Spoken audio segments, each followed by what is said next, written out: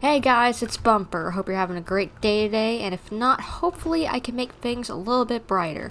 And welcome back to Genshin Impact. Today we're streaming Genshin Impact, and we are going to be playing through Fontaine's Act 2 of the Archon quest.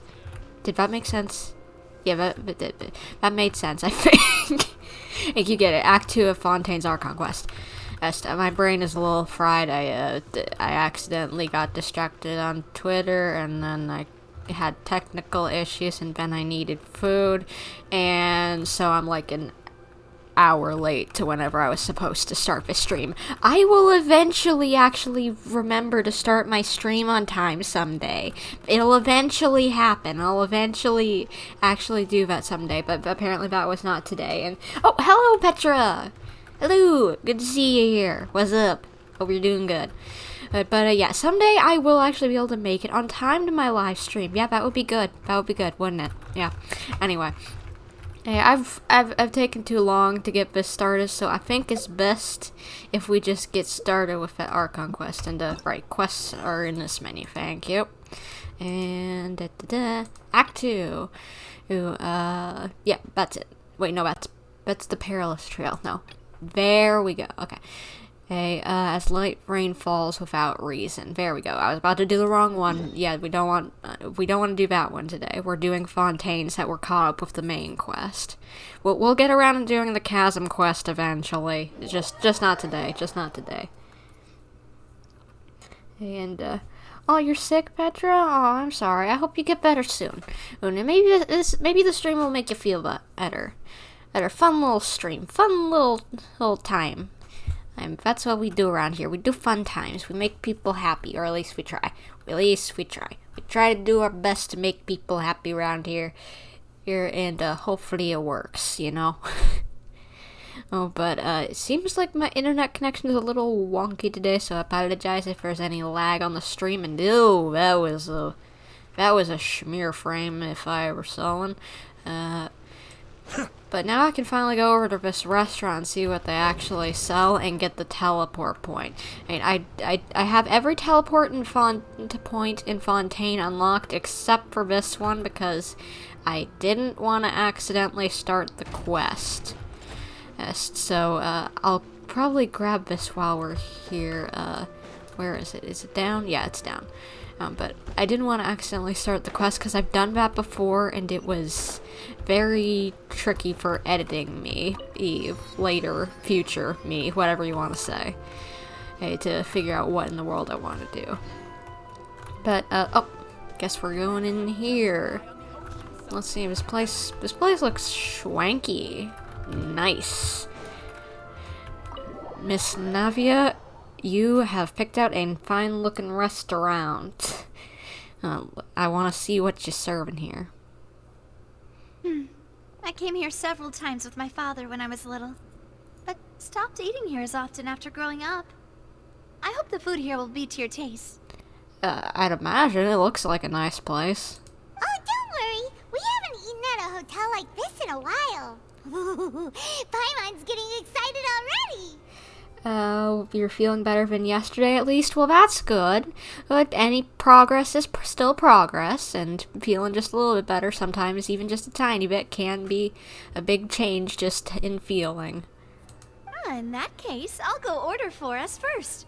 Please wait here a moment.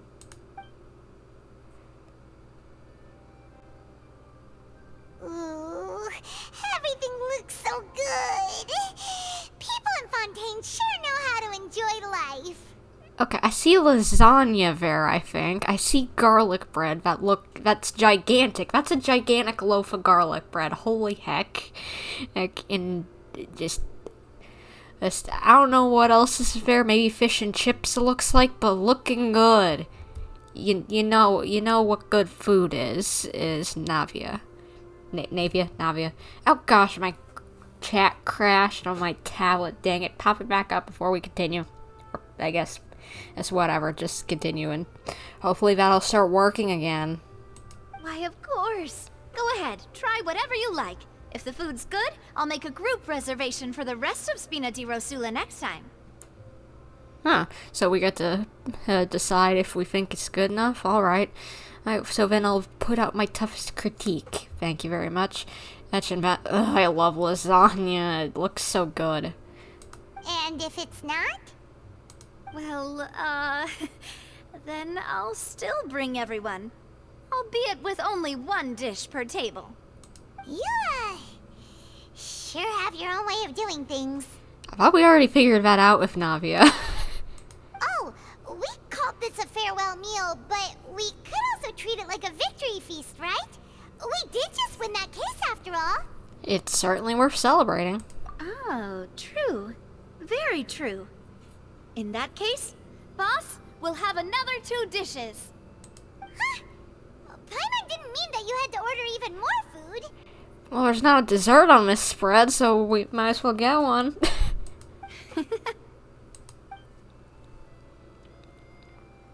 Speaking of cases, do you think that the mastermind behind the serial disappearances will get caught soon now that this has all happened? Maybe. Well, we've certainly taken a big step forward, but I feel that's about it.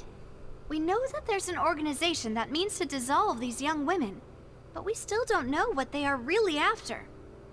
True, and I've got a dessert platter, but I know it looks cheesy, you know, and all, because it's, like, very, like, anime-esque or whatever, like, you know, oh, not a perfect-looking model or whatever, but still, just the fact that the cakes look so shiny just makes them look so perfect and pristine, and I want to eat it. If it hadn't happened right in front of us, Paimon wouldn't have ever believed that a person could be dissolved like that. Yeah, I thought it was a bunch of hoo-hockey, like, seriously. That someone could just dissolve like that just by pouring a little drop of water on them. Poof. They just disappear into water. That's a little crazy. Right? Yet it was because this was such a preposterous notion that the investigation could never really move forward before. But now they got proof. Ugh. If only that guy could have finished speaking. We were so close to hearing who was behind it. In such investigations, even the smallest step can seem like a yawning chasm if the trail of clues is cut off. To be honest, I don't have high hopes for any follow-up that the authorities might conduct. What? Really? Well, I guess they have been stuck for, like, what, 20 or so years at least? It's not that I don't have faith in their ability. It's just that a different perspective is required in some matters. It's easy to guard against and deceive a single narrow perspective. A shift in thinking is required at such times in order to produce a breakthrough. Which is exactly why the Spina di Rosula exists. Those highfalutin folk are not all-knowing. That's why we exist. To seep into the cracks where filth falls through. Where their watch fails them. That's the kind of problems we solve. Huh. So kind of like a private eye detective agency kind of thing, I guess? Nice. Seems Paimon thought things were simpler than they actually are. It's all right. Well, this was supposed to be a farewell meal, so I doubt you have further interest in this business, right? Let's talk about something else. Like, what are your future plans? We wanted to ask the Hydro Archon for some information, but we haven't had much of an opportunity to do so. That's true. We didn't have a chance to speak to her after the trial ended. It didn't really seem like the right time or place to do it anyway. I see. So, your primary objective, which has been foiled so far, was to have a chat with the Hydro Archon. Do you have any connections, perhaps, that could get us there? Maybe. I've heard that there's a long line of people waiting to meet Lady Furina. I suspect you'll be waiting for quite a while, considering that you missed your chance today. Yeah, we've heard that she's super popular here in Fontaine, and that it'll be tough getting any of her time. Well, would you consider some more, unique ways? Perhaps even methods of, let's say, questionable legality? Shouldn't you maybe not say that so loud? Out if you're saying it's questionable legally, like, seriously? Like, maybe lower your voice, we're in a public place. Guess that's Spina di Rosula's boss for you. Chock full of sketchy ideas. Well, what did you have in mind? Might be willing to do it if it's within reason. Well, one way would be to infiltrate a performance troupe at the Opera House, only to abandon your act at the play's climax and ask to speak to her after the performance. I don't think that would be too bad. Or maybe we could get tickets to another performance fair and show up early. He makes sure that somehow she knows and then just go up and see her since she was, there early last time, Maybe that would work. I'm sure Lady Furina would be eager to see the ending, and would agree in order to finish watching the play. Don't you think? True. Could you suggest something a little more practical? This plan seems pretty hard to pull off. We'd have to go learn how to act, and acting's really hard. Paimon, you have pulled off some pretty convincing spiels before, like your construct shtick that you did in Sumeru. Come on. Alright, here's another. Find a way to conceal yourselves under her bed. Then, wake her up in the dead of night and demand answers.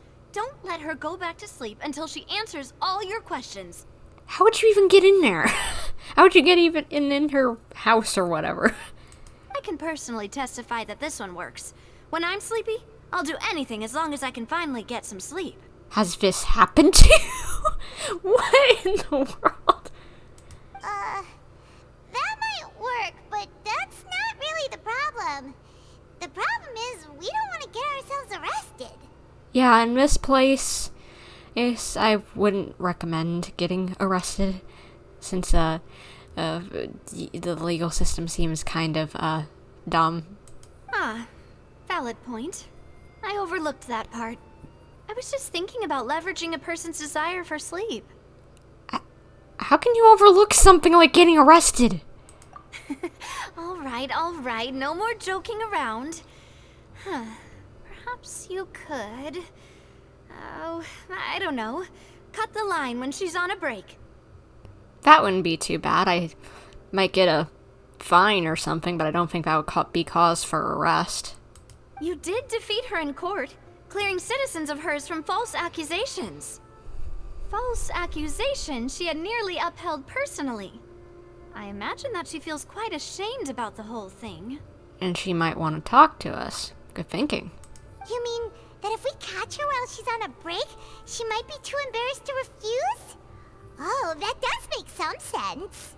It's worth a try, but would someone of her personality really feel shame? Why don't we give it a try after this meal? Strike while the iron is hot and all. You know what? Sure, let's do it. Huh? Paimon, did you drink my Fanta? Was this your drink? I've had that happen to me before where I was just like me and a friend and two friends were hanging out and we all had Kool-Aid, but I accidentally mixed up our glasses. So, wait, was it? Me and another friend accidentally ended up drinking out of each other's glasses. Like, first one friend drank out of my glass, and then I accidentally drank out of her glass, which was funny because it's like, she's like, what, did you want revenge? And it's just like, no, I accidentally did it. I didn't mean to. We just both were being dumb today. Sorry about that. Paimon wasn't really paying attention, and the cup was right next to Paimon. Would you like to order another? No, it's fine. We're just about done here. Alright. Honestly, Paimon wouldn't recommend Fanta anyway. It tastes kind of salty and icky. I'd have to agree. My drink also tasted that way too. Is that so? Huh. Well, in that case, we'll have to blacklist the Fanta here then. You mean you won't order it? Okay. But what in the heck is Fanta? I thought it was like orange soda, Fanta. I thought it was named after that. I thought it was supposed to be a joke of that it's Fanta rather than Fanta. If we're all finished eating, then I'll go pay.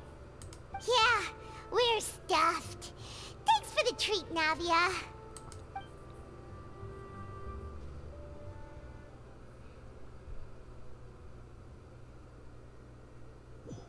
Where are we teleporting to?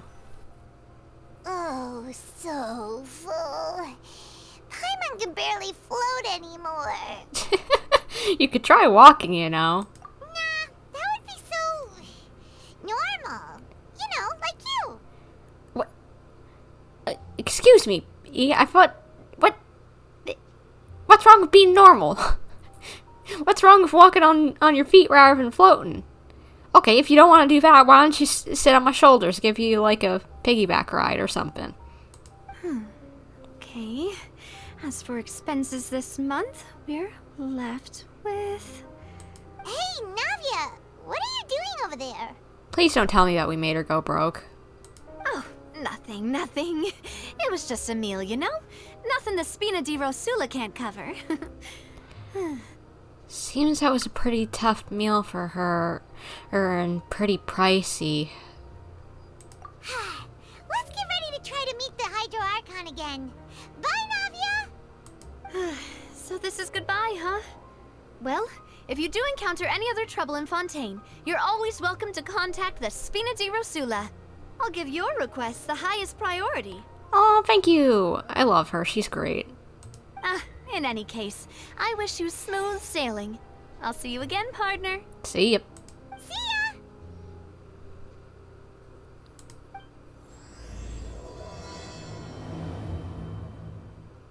Well, that's never happened. Never seen that pop up during a cutscene. They're getting fancy with their stuff over at Hoyo. Nice. By the way, the reason why I'm walking back in here is because I want to buy the recipes before I forget. Sorry. Yeah, I love seeing what the recipes for a new region look like, because I just love food so much. Especially sweets. Like, of course you don't see sweets as much as other things, but they look so good, you know? I love sweets, and I love food, and just love it. Love it, love it, love it, love it. Really schwanky looking place. You know what this place kind of reminds me of? It reminds me of, like, a kind of like, if they had tables here in the middle, and just if it didn't have the glass ceiling, it would remind me of Ellen Stardust Cafe in New York. They have the waiters sing and waitresses sing Broadway musical tunes every now and again. It's a really cool looking place. I want to go over at some point. So why are we heading over to the fountain? Cause like it isn't like Furina as the Hydro Archon's office where we're trying to meet her at, and isn't that over in the city? Or am I wrong? Guess maybe we think she's at the opera house for some reason. I don't know.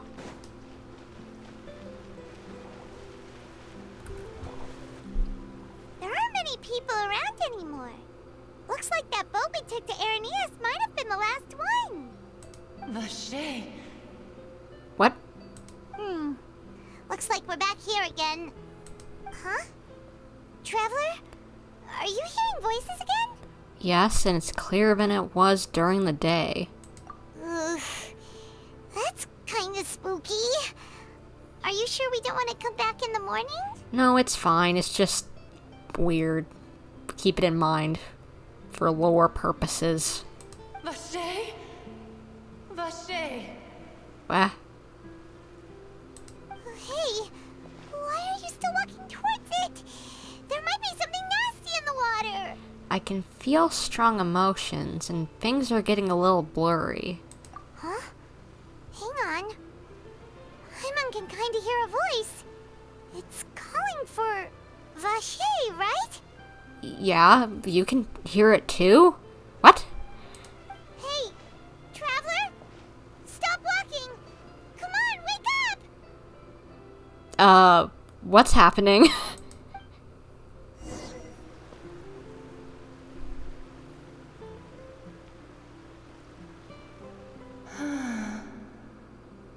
Where the heck am I, and why is there an Oceanid here?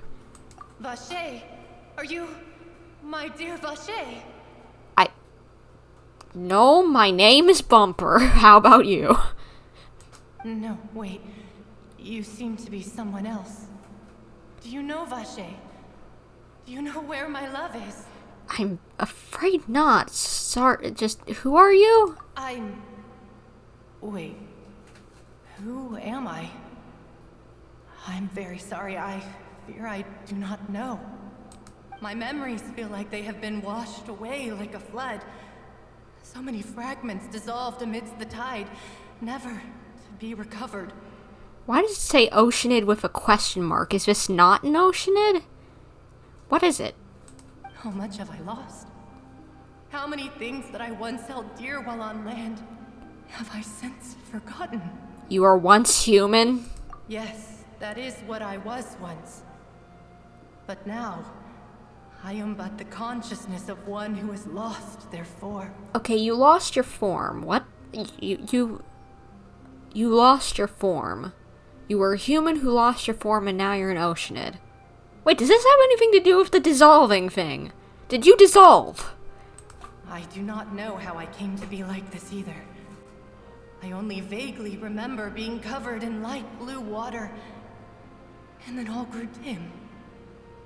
Light blue water, could she have been one of the girls who were dissolved? I also remember going to many places.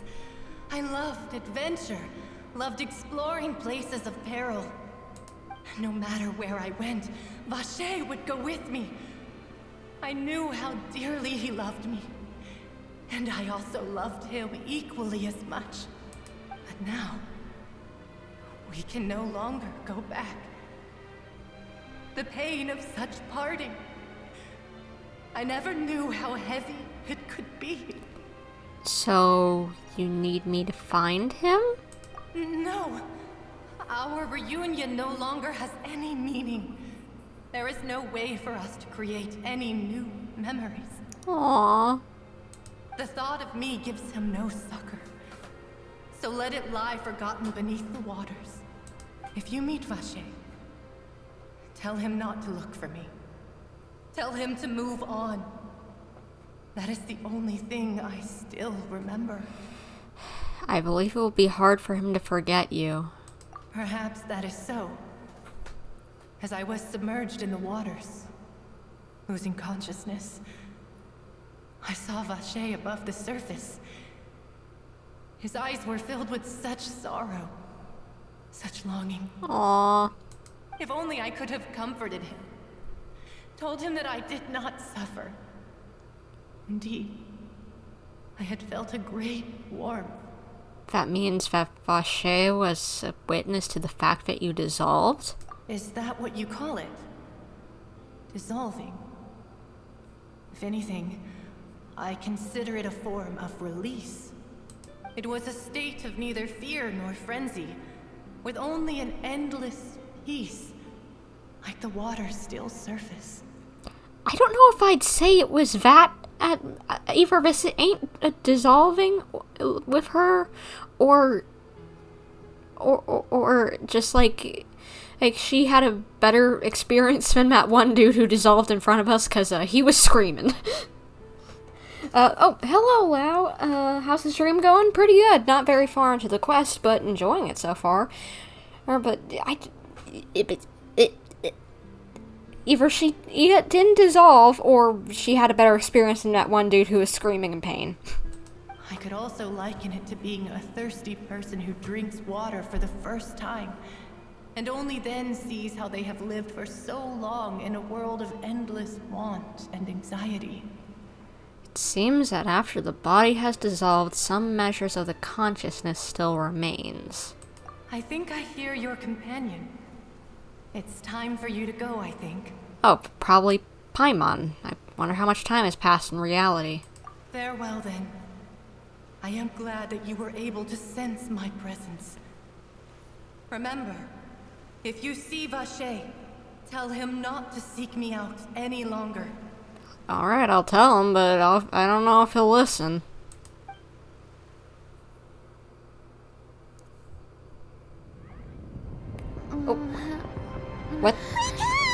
What? Come on, hurry! What the? Navia's outnumbered! What the? What in the? We're in a war. What is going on?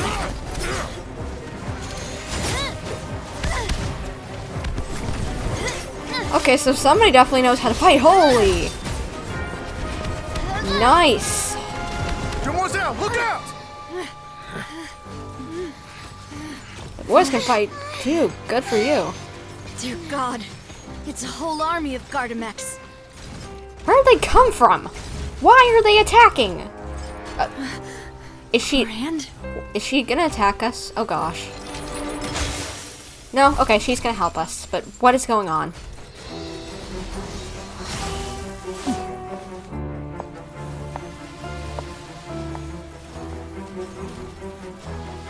Are you gonna go Super Saiyan on her? Quick, now's our chance! Attack him from both sides, come on. Holy! She deflecting like Genji over here.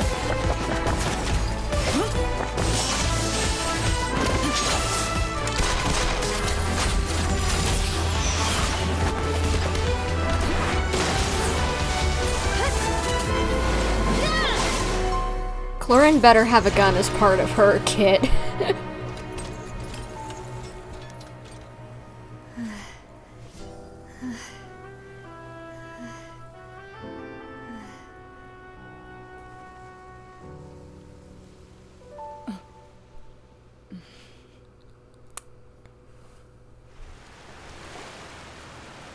I should thank you for lending us your sword there, Clorand.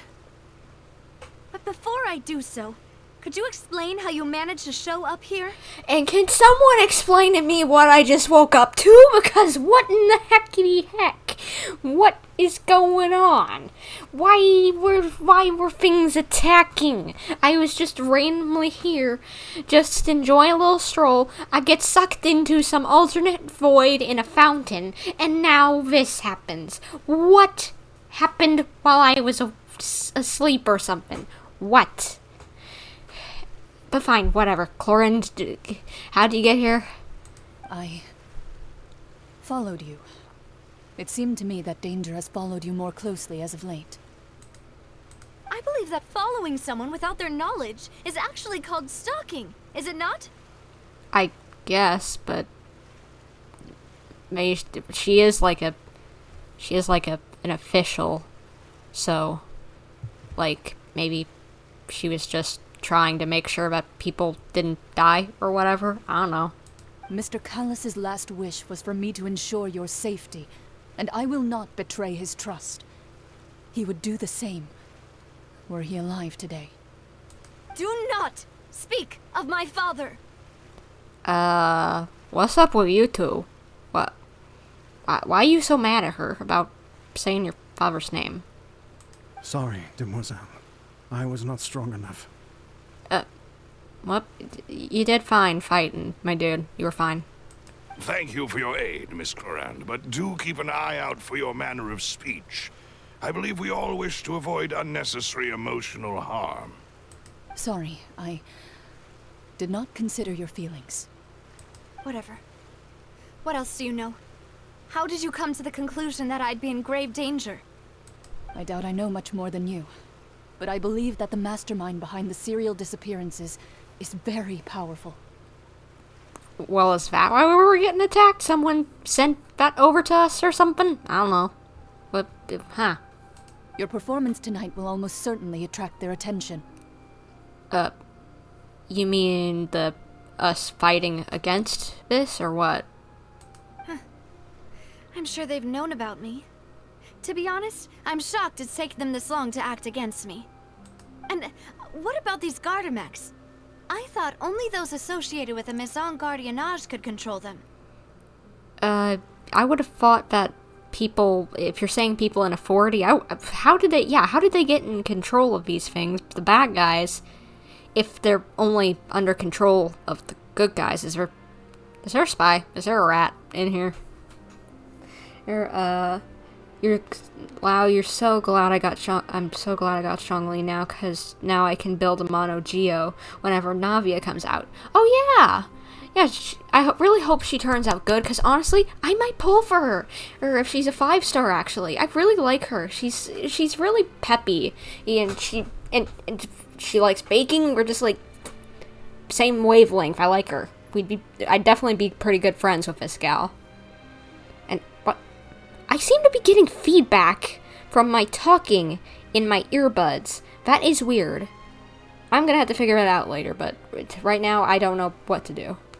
None of these mecha have serial numbers. I was sure to check a moment ago. They are not the ones used by the authorities to enforce the law. Oh. So they're like repop or something. There's like or counterfeit. If you didn't know what repop means. Well, repop isn't counterfeit. Reproduction is what repop means. My brain is fried today. I can only conclude that some powerful or wealthy party must have obtained them via illegal means, deploying them as a private force of sorts. What? Your point being that they're out of Spina di Rosula's league, then? Yes. Be careful, and do not act rashly. I will continue investigating no matter what. We will bring the truth to light. That's my father's true last wish. Well, then I want to help you because, you know what? I like the cut of your jib, kid. Regardless, thank you for your help today, Clarand.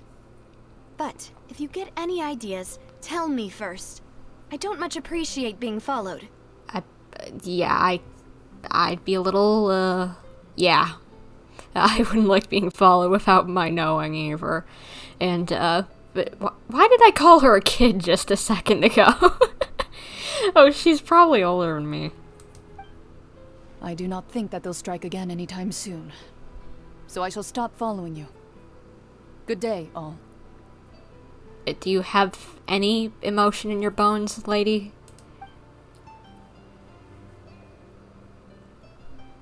Right. I suppose that's the best news we've gotten today.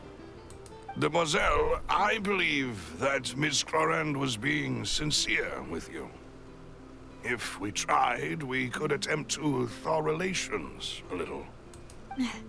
I know, she's... So, what has just happened? Because I have no clue what's been going on. Oh, thank goodness! Paimon thought we were done for! Those Gardamex came out of nowhere while you were unconscious, and Navia and her gang saved us! So they were coming after us. Or did you just happen to be around here, get attacked, and then run our way accidentally, and then we had to deal with it as well? Either way, I feel like they probably were coming after us and not you. Oh, and there was that champion duelist named Clarand who came out to save us too! We got lucky there. Paimon probably couldn't have fought them off otherwise. Yeah, I don't think you're much of a fighter, so, yeah. Thanks for the rescue, Navia. Oh, come now. Forget all that polite talk. That wasn't really a farewell meal we had back there. Not for me, anyway. In truth, I hope that every meal we have together shall be a victory feast. Well, who wouldn't want it to be? As such, we're still partners. There's no need to thank me. Alright. It will take 50 years for me to match Demoiselle's magnanimity. Do what? What is magnanimity? I'm guessing that means, like, you know, like magnetism, you know, just, like, good, like, spirits, whatever. I don't know. I'll have to look that up later. If it were me, I would have joined the Spina di Rosula on account of her goodwill long ago. Aw, yeah, she really is a spunky kid, and who wouldn't want to be around her? Why do I keep on calling her a kid? She's probably older than me. Good lord. But I like those two. They're fun. All right, you two. That's enough. It's so nice to actually have NPCs who actually feel like you really, really care about them. Like, I kind of cared about Tepe. Like, of course I got emotional and everything. I wasn't exactly expecting his death and whatever, you know, and just, like, it kind of caught me off guard. and like Dunyarzad, I cared about her, but like just for some reason, just like I feel like a lot more attached to these two guys for some reason. Like they really feel like they've got a personality more than just a go-getter, or they're just a plot point of this or that, you know. Magnanimity, noun. The fact or condition of being magnanimous, generosity. Both sides will have to show magnanimity. Ah, gotcha. Thank you, Lau. Actually, Navia, how did you know that we were in danger? You sure did show up in the nick of time. Well, to be honest, you're the one who tipped us off, Paimon. What? Huh? Really? Paimon contributed somehow? Ooh, Paimon's even more amazing than she thought! If I had to imagine, you were probably screaming while I was passed out on the ground, so... Oh, you just caught her attention. Yes, all thanks to you grabbing my drink by mistake. What? How did that help? Was it laced or something? After we parted ways, I was on the way back to one of our bases when I suddenly thought of what you said. That the Fonta tasted kind of salty and icky. Wait... Do you mean that... I thought it tasted strange, but do you mean that we got drugged? Fonta only comes in sweet flavors, so how could it have tasted salty? The color of the drink, if I recall, had also been a bit off. Did someone drug us? So the Fonta had been spiked with water from the primordial sea? Oh, if Paimon hadn't drank her drink, she would have been dead. Oh, gosh. Well, thank you, Paimon. Holy heck. Paimon, we would have literally had a main character die if it wasn't for your little slip-up. Good job. Good job, Paimon. Oh my gosh. We would have had a main character die. Good job, Paimon. Yes. So, if you hadn't drunk that cup for me... Spina di Rosula is preparing the grandest of awards for you as we speak for saving the boss. Huh. Really? Fortunately, Paimon and neither of us are from Fontaine. Otherwise, we would have been dissolved as well. I sent people to Hotel de Boer to investigate, but whoever did this left no trace at all. Really? Okay. That's when I figured out that you might be in danger, and hurried here as quickly as I could. But why would they go after us too? All we did was defend Linny in court and help clear his name. Ugh, now we're caught up in this mess too, aren't we? Yeah, because we probably are too close to it after defending them, as well as that they might want to... Maybe they thought we knew about the hit on Navia, and he saved her or something, so they want us out of the way so that they can get to her. I don't know. Either way, we definitely have a target on our backs now, as usual. Well, you did foil a plan that they were probably pretty proud of, and almost got their name in the process. True. I didn't think about that. Speaking of which, did anything strange happen when you drank the primordial seawater? Not when I drank it, but after. Well, it can't be coincidence that the traveler fainted just now.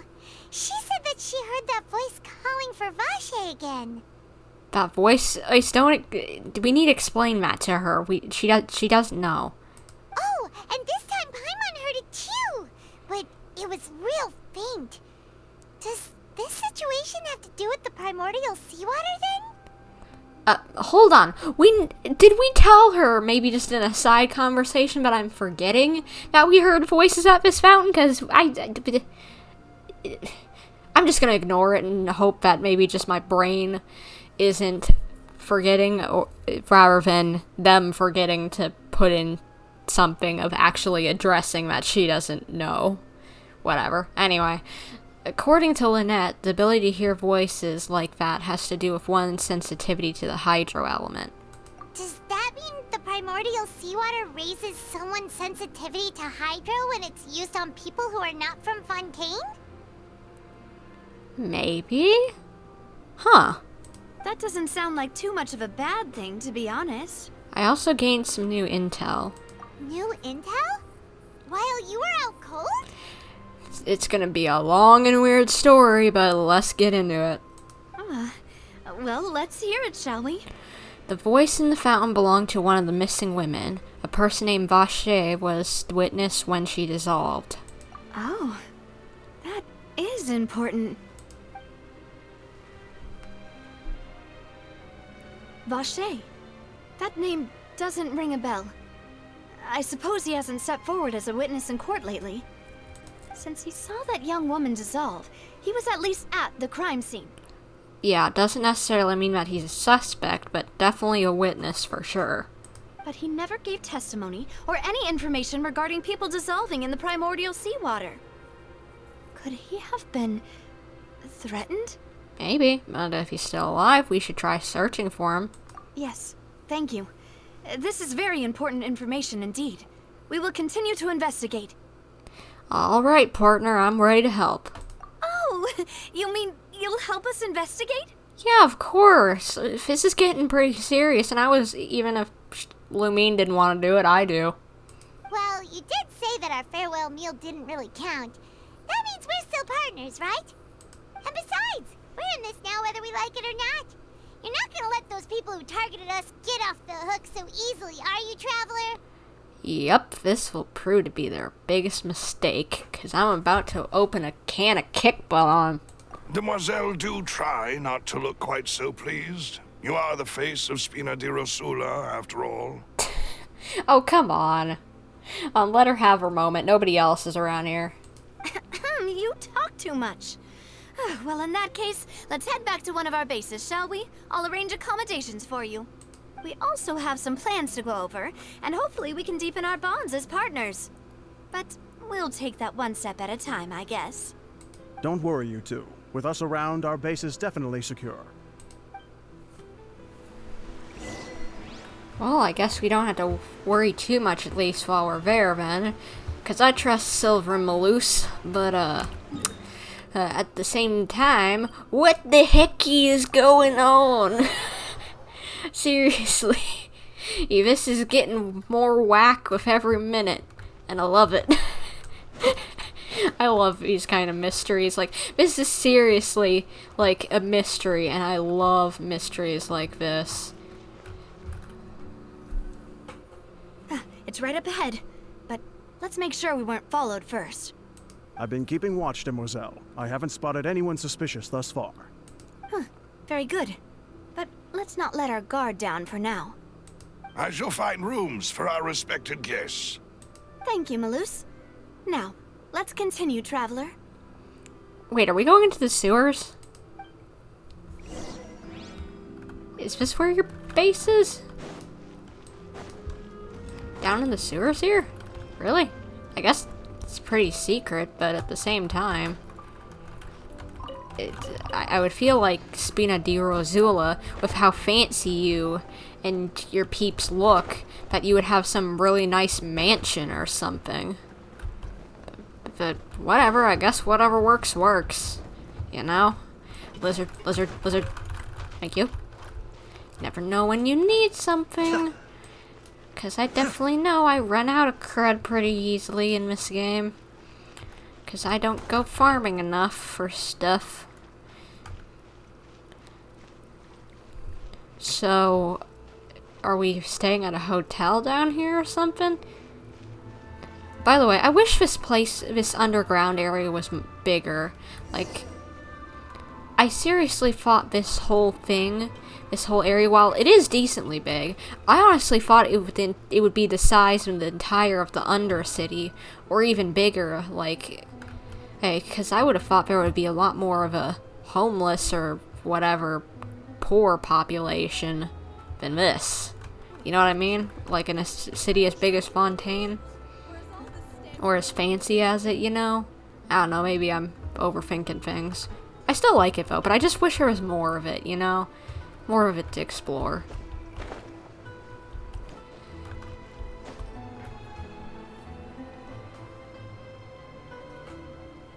So, this is your base?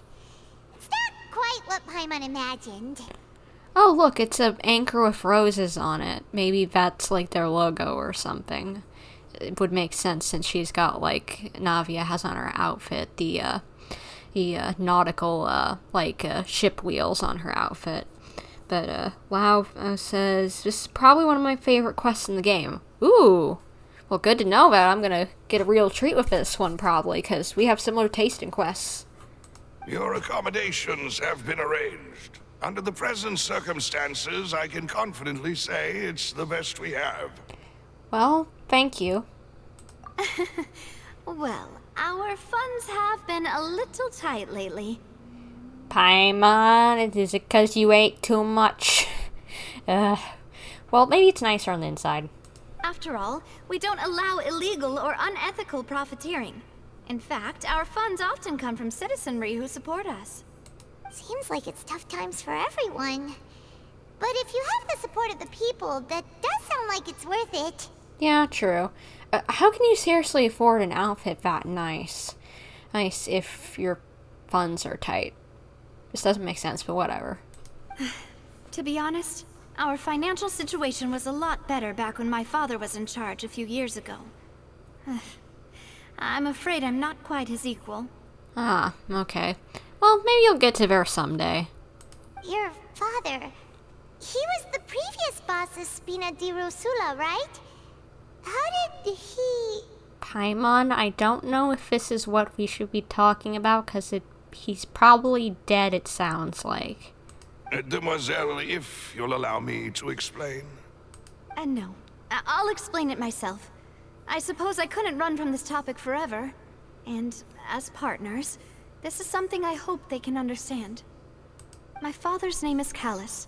Yes, the same one they call Callus the Unfaithful in the streets. 3 years ago, he was accused of murdering his own friend. But he chose a duel to defend his honor instead of standing trial. He died in the duelist's ring. Ouch. Oh no. But I do not believe my father was a murderer. I'm sure he was set up. Well, maybe we can prove it in all of you during these quests. Crossing my fingers. At the time, I believed that if he only stood trial and was duly investigated, something amiss would crop up and prove his innocence. But there's no point in investigating a dead man's case. Yeah. But strangely, he not only requested the duel himself, but rumor has it that even after being seriously injured, to the point where he could be deemed as having lost the duel, he refused to surrender, determined to die in the arena. Was he trying to prove something? 3 years later, I still don't understand why he did that.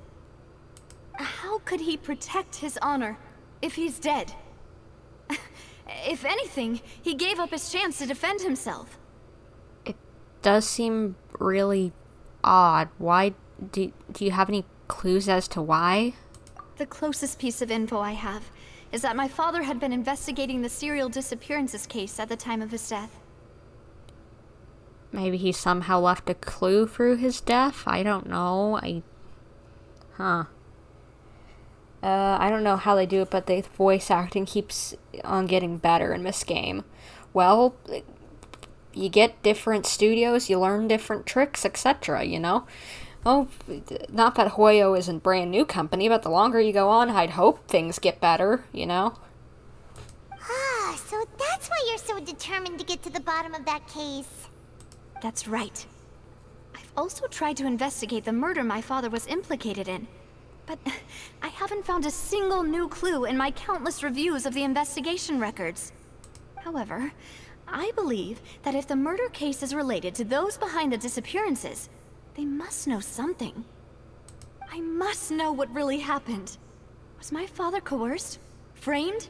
Even if he really did kill his friend, I must get to the truth. Well, I want to know now. I'm invested.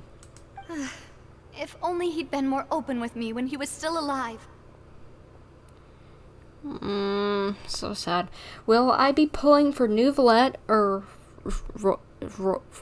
I'm gonna probably butcher this since I haven't heard it said in game, but, Rosalie? Whatever. or wolf ear boy. Wait, he looks like he got wolf ears for hair. Or yeah, that guy. If Roysley turns out to be limited banner, like speculation has said, then I'll definitely pull for him, because I don't want to go without him. But I still haven't decided who I'd want to go for first if they're both limited. Like, honestly, I have no clue who I'd want to go for first if they're both limited 5 stars. But once I know the details, I'll start figuring it out. But I'm still trying to figure it out, you know. And I can't pick. They're both great. They look so good, and at least with current standings, I feel like I'd probably, just without having met Roysley yet in the game, I'd probably go for Neuvillette because of personality, you know. I've gotten attached to him in personality-wise, but at the same time, I'm probably, as soon as I get to see more of actually Roysley, I'm just gonna be like fighting over it again. So yeah.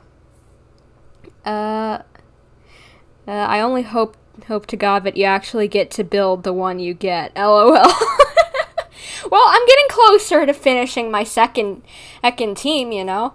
I've gotten through the main boss materials. While I do have new weapons on them, it shouldn't take too long to build. Well, I've got most of at least Al-Haitham's talent books, I believe. I can't remember if I calculated correctly or not. I'll have to look again, but I'm getting pretty close. The main thing, of course, is just artifacts, because I have bad luck with those things, but I'll get around to those once I'm done with the main building, you know. But I'm actually getting pretty close. So I feel like I probably will be able to start building one of them once I get them, you know.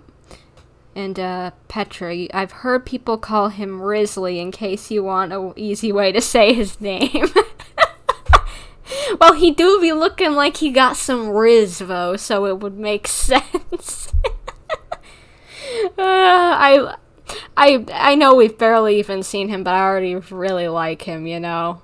I can't wait to learn more about him, actually. I really need to hear how Joe Tsujiwa, how more names that I can't pronounce, how he does with the voice acting of the character, because I've only heard him voice Claude from Fire Emblem. That's the only voice I've heard him do that I know of, at least. So it's just like I don't know how wide of a range he has, you know, for like the professional stuff he's done. So it's just like a question of, am I gonna be like, does that voice match this guy, you know? Because just like all I've heard is Claude.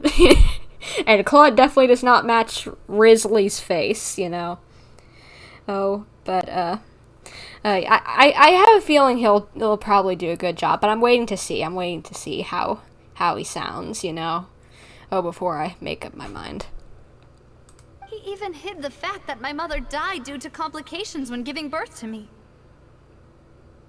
Well, that was a twist in tone. Talking about who we're pulling for and laughing over voice actors to that statement.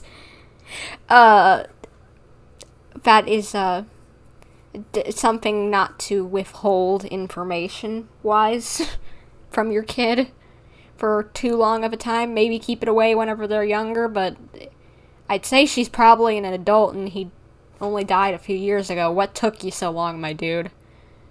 And now, here I am investigating his death. You really are a handful, aren't you, Papa? Seeking truth for the sake of your family. You know, we're quite alike in this regard. Demoiselle, please, if there is anything I can do, anything at all. Aww. I like Silver. Or, like... Gosh darn, I think I have a crush on an NPC. Tepe was just cute, but I like you. You're chaotic and you're sweet. I also will never believe that Master Callus murdered anyone. There are none whom I respect more than the two of you, demoiselle. Honestly, I'd imagine Risley will sound something like Alhaitham and Diluc's voices combined. I can kind of hear that in my head, you know? Oh, pretty low, you know, just kind of not too emotion-filled, but just kind of chill. Yeah, I can kind of picture that. I don't know. Oh, I feel like it'd match him. And yeah, I think I can see that. And I feel like he might be a bit of a kind of Diluc-ish kind of personality.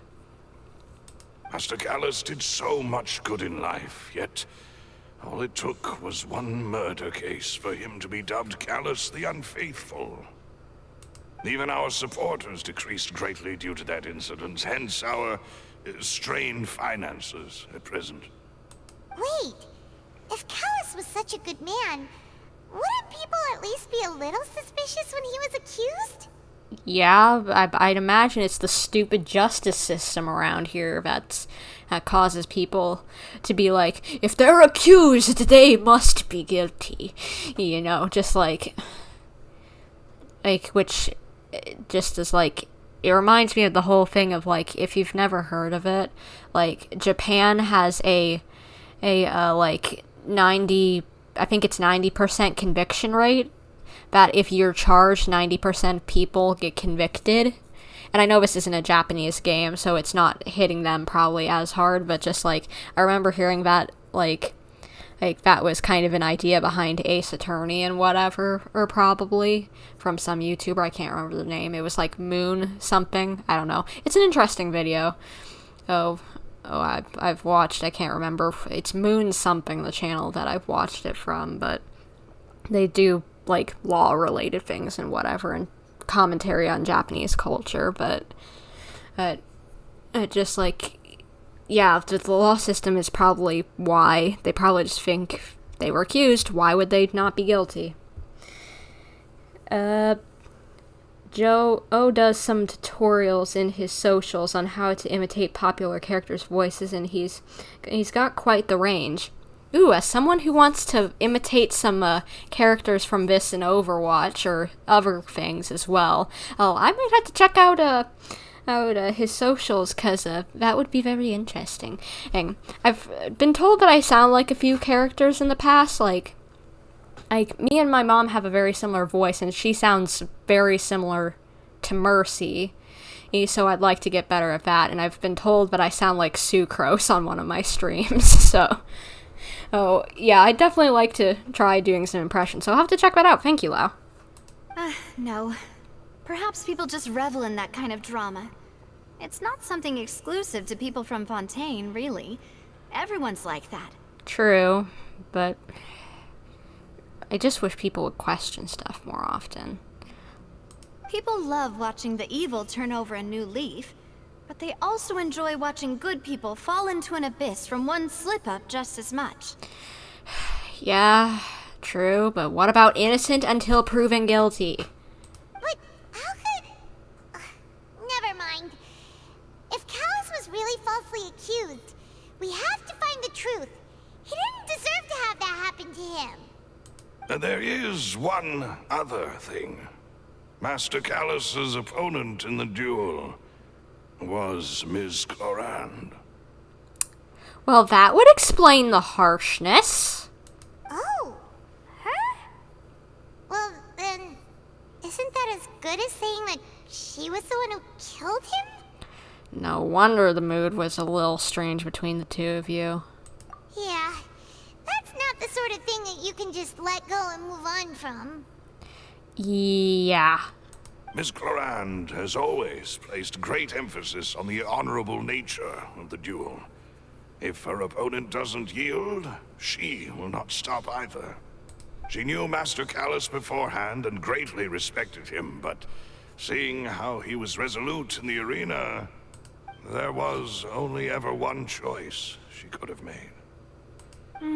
It's not that I don't understand her at all, but I just can't deal with this yet. I can't blame you. Even at first, the whole thing of just like... like, exactly as you said. It's just, she killed your father. That's not something you can exactly move on from. I don't care if it was in a duel to the death or whatever. She killed your dad. Don't worry, Navia. Paimon knows how you feel. You don't have to force yourself to do that. Afterward, Miss Cloran told us that at the start of the duel, Master Callus requested that she ensure Demoiselle Navia's safety. Then that indicates that he intended to die in that duel. Yes, that is our understanding as well. Oh, Papa. What madness drove you to ask the person who killed you to take care of me? All right, anyway, that's the information I wanted to share with you. Even if it did sound like I was just complaining towards the end. No, it's alright. I understand how important this is to you. Thanks. You two should go and rest. This was quite a day after all. Yeah. Paimon's beat. Please, relax and get some sleep. We will ensure you rest soundly. Well, good to know I got some bodyguards. Thank you, good sir. Whether it be responsibility for Spina di Rosula or Master Callus's death, it all landed on Demoiselle's shoulders so suddenly. This won't do. I must become stronger. Aww. You're sweet. I like you. I like Silver and Malus. They're great.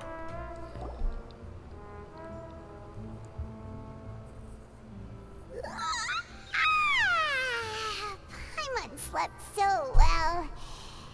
This place feels almost too safe. Where is Silver and Malus? I know I didn't see Malus, but where's Silver? Huh? Navia? Where did the other two go? I sent them back to Poisson. It's Spina de Rosula's place of origin, and where we have our headquarters. There's not much for them to do here at the moment. Paimon gets the feeling that you're just trying to get them off your back.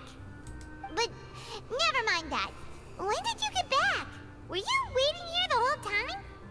No, I just returned after going out for a while. I did some investigating yesterday regarding the name Vache.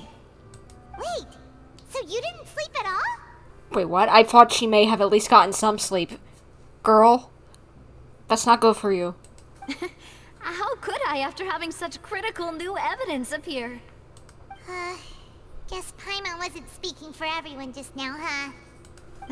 Unfortunately, this name seems to have been wiped from existence.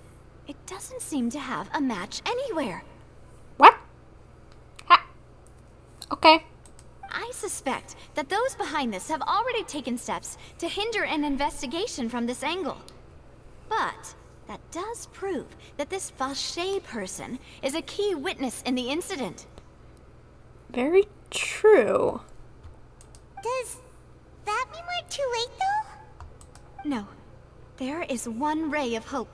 One place in Fontaine that they would find almost impossible to threaten, no matter how much they wanted to. Where would that be? And that is the archives kept by Chief Justice Neuvillette. A place where detailed files on all the cases in recent years are kept. We get to see the boy! Don't we? Yes! If the Oceanette you met is one of the young women who went missing recently, we should be able to find some related information there. Yeah, but we don't know her name. There's like, what, 20, 30 some missing girls that we'll have to pick it out from? So Neuvillette maintains an archive of case files? Whew. Guess that's the hard-working Chief Justice for you. Yeah, he's pretty on top of things. I think he's definitely fit for the role. In that case, let's go talk to him, shall we? What? Do you not want to go see him?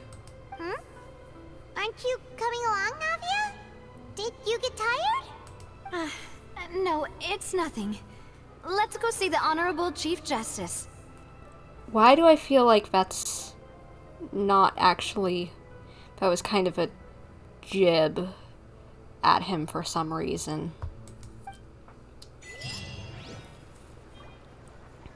Like, it wasn't fully there, but that felt like an undertone of like, you don't like him, do you?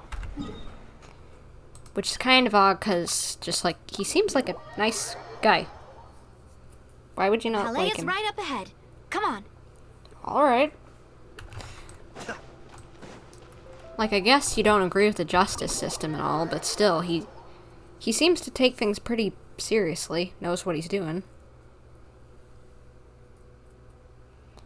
Huh. I don't know, maybe I'm overthinking things.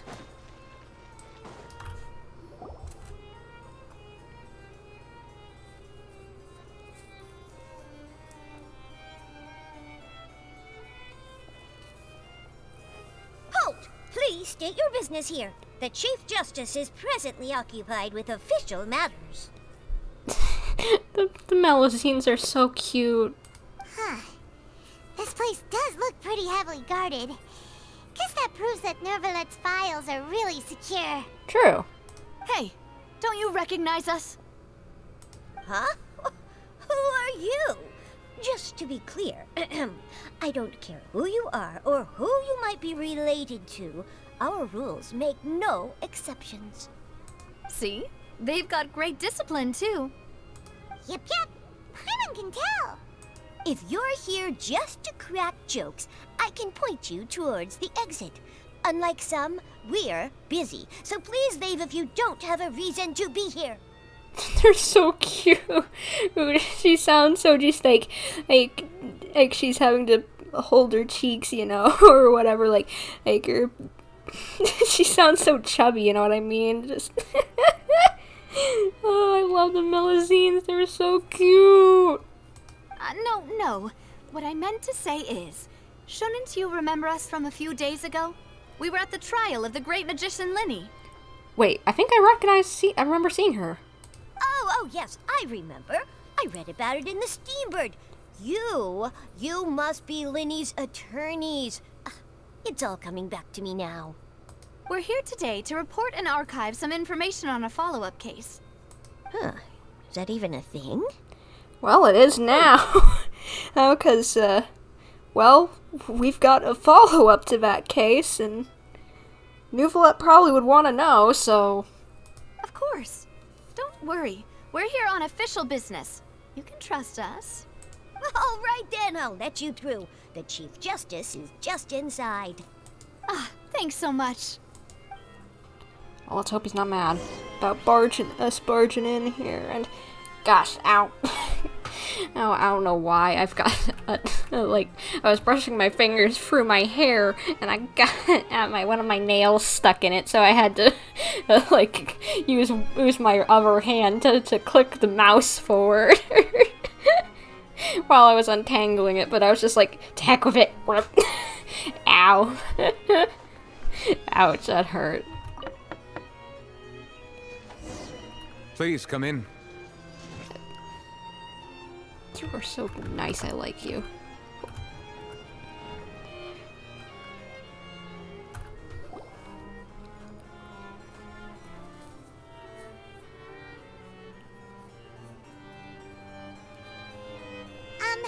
Sorry to barge in, Monsieur Neuvillette. We only lied to get in because we didn't know any other way. Yeah, let's hope he isn't mad, but... You know, I think he considers us friends at this point, so he might not be. It's all right. Please let me know how I may be of assistance to you. So you're not mad at us? We're looking for a man called Vacher. He may have been an eyewitness in the serial disappearances case. If we can find him, we may be able to unearth some key information on the case. Ah, I see. In that case, please wait here a moment while I browse through the files. Thank you, good sir. He is helpful, and he has a reason to be around, because with Furina and her stupid butt, who only lives for the drama, it's a good thing to have him around, who actually is serious about everything and just actually wants to have real justice.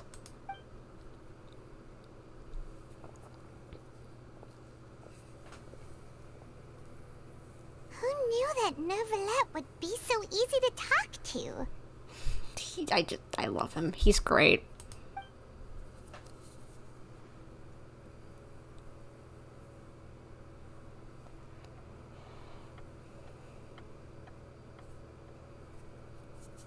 Unfortunately, I'm quite certain that no one by the name of Vache has been involved in any case, criminal or civil, in the past several years.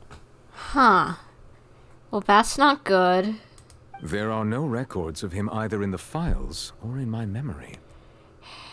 So we're back to square one. Traveler, what if it was really just a dream? With how many things I've gone through, are you really going to say that it was a dream? I've been to Irminsul, for Pete's sake.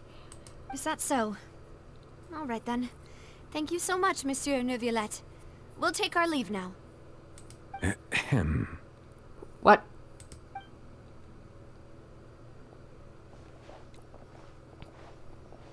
Miss Navia, I can understand how you feel. What was the ahem about? Your father, Callus, was a truly exceptional man. We deeply regret his passing. And what are you trying to say, Monsieur Neuvillette? Are you trying to console me? Extend your sympathy? Or just express some tendril of regret? No. You are not trying to do any of that. I can hear it in your voice. There's no emotion behind your words. You only said those things because you felt like you should. It's just like last time. After my father took his place in the duelist ring, I pushed through the guards to talk to you as a last resort. You even told me then that you thought there was something fishy with the case, yet you still allowed the duel to go ahead. Ouch.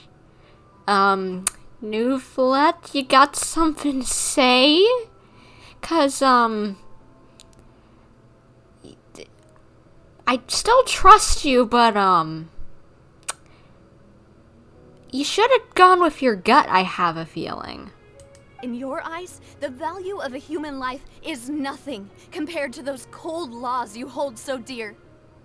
If you truly regret my father's death, then why didn't you call a stop to the duel? Oh, gosh, you look so sad.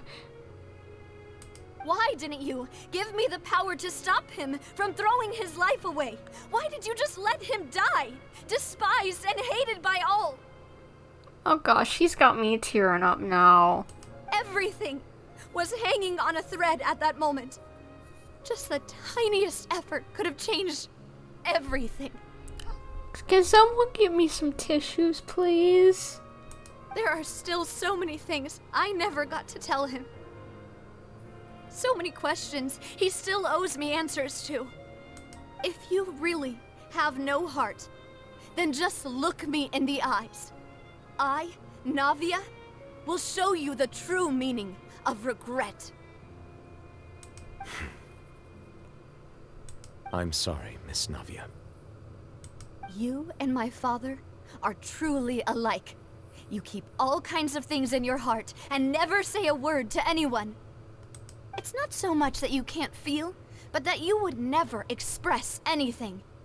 Oh well. In any case, everyone already knows full well the apathy of the Chief Justice. My apologies for taking my emotions out on you, Monsieur Chief Justice. Let's go, Traveler and Paimon.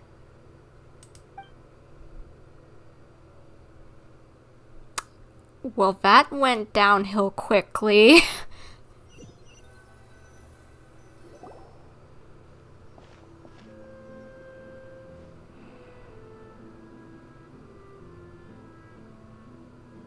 Navia, are you okay?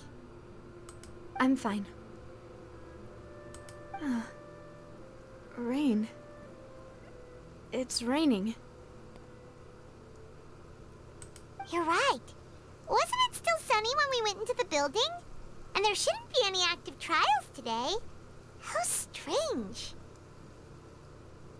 So the rain only shows up on days before trials, but it showed up just now? That's odd. Now that I think of it, on the day my father was convicted of murder, it was also raining. Rain? What? Did you think of something? Your father's case. Was he outside when it happened? Yeah, he was outside. It was uncovered and the rain could fall there. Why? Do you think the rain could have affected the crime scene? That thought has occurred to us before. We've even expanded the search area to try to account for that, but didn't find anything of value. But there was something you didn't know at the time. Oh? Wait. You don't mean... The fact that people can be turned into water. So you're saying that the true murderer could have been turned into water and then got washed away with the rain? What? I'm not following. Am I missing something? What? What is What am I missing? Did I miss a line of dialogue or something? Did I click over something? What? How? Okay, I'm just gonna go along with it and see if maybe there's something that explains it more. Yeah, and if that's what had happened, then no one would have believed your dad, even if he explained what he saw to the authorities. Oh. Oh, crud. So we're never gonna find the murderer of his case and prove him innocent. Well, that's gonna work. That's peachy. I really think I found a true genius for a partner. You're completely right. How did I not connect the dots earlier? Alright, let's go to Poisson. With this new lead in mind, we'll get to the bottom of my father's case for sure. Yeah, we're gonna make progress for sure this time. Do you want to go with me now? Or do you want to head over by yourself later? We should go... Wait, why are the ideas so different? What? Well, that's actually have an impact. Something water from the primordial sea. Yeah, I know, I get that part.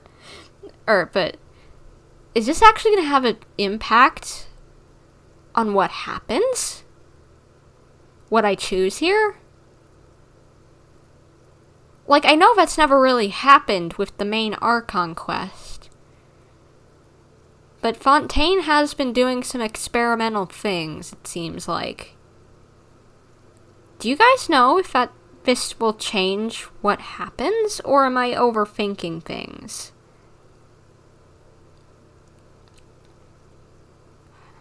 Oh gosh.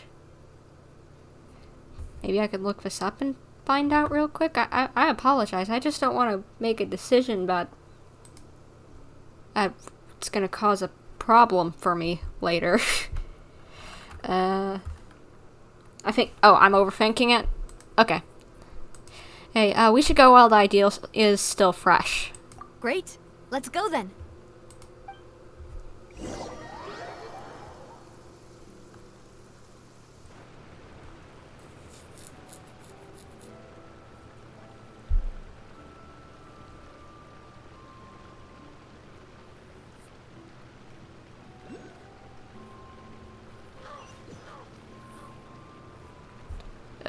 Where are we? Oh, this place. Okay. I've never actually been down in here before, but I got the TP point. Because I needed it to complete Fontaine. Or the first area of Fontaine that we have. Whoa! What a huge ship! Why would a ship be anchored at a place like this? There's no need to be so surprised. While it may look like a ship, it's actually Spina di Rosula's headquarters. That's cool. My father was the one who asked for it to be built like this. Perhaps our taste in exterior design is the only thing we occasionally had in common. A gigantic and glamorous ship embodies discovery, opportunity, ambition, and conquest. It symbolizes Spina di Rosula's bright and limitless future. I think I'm starting to get why you like it. And Paimon thought you were bluffing when you said Spina di Rosula had a glorious past. Paimon was confused why a group with such a history would live in the sewers. But now that Paimon has seen this ship for herself, she's been convinced. Well, Poisson is where Spina di Rosula began, after all. It's our main base, our home.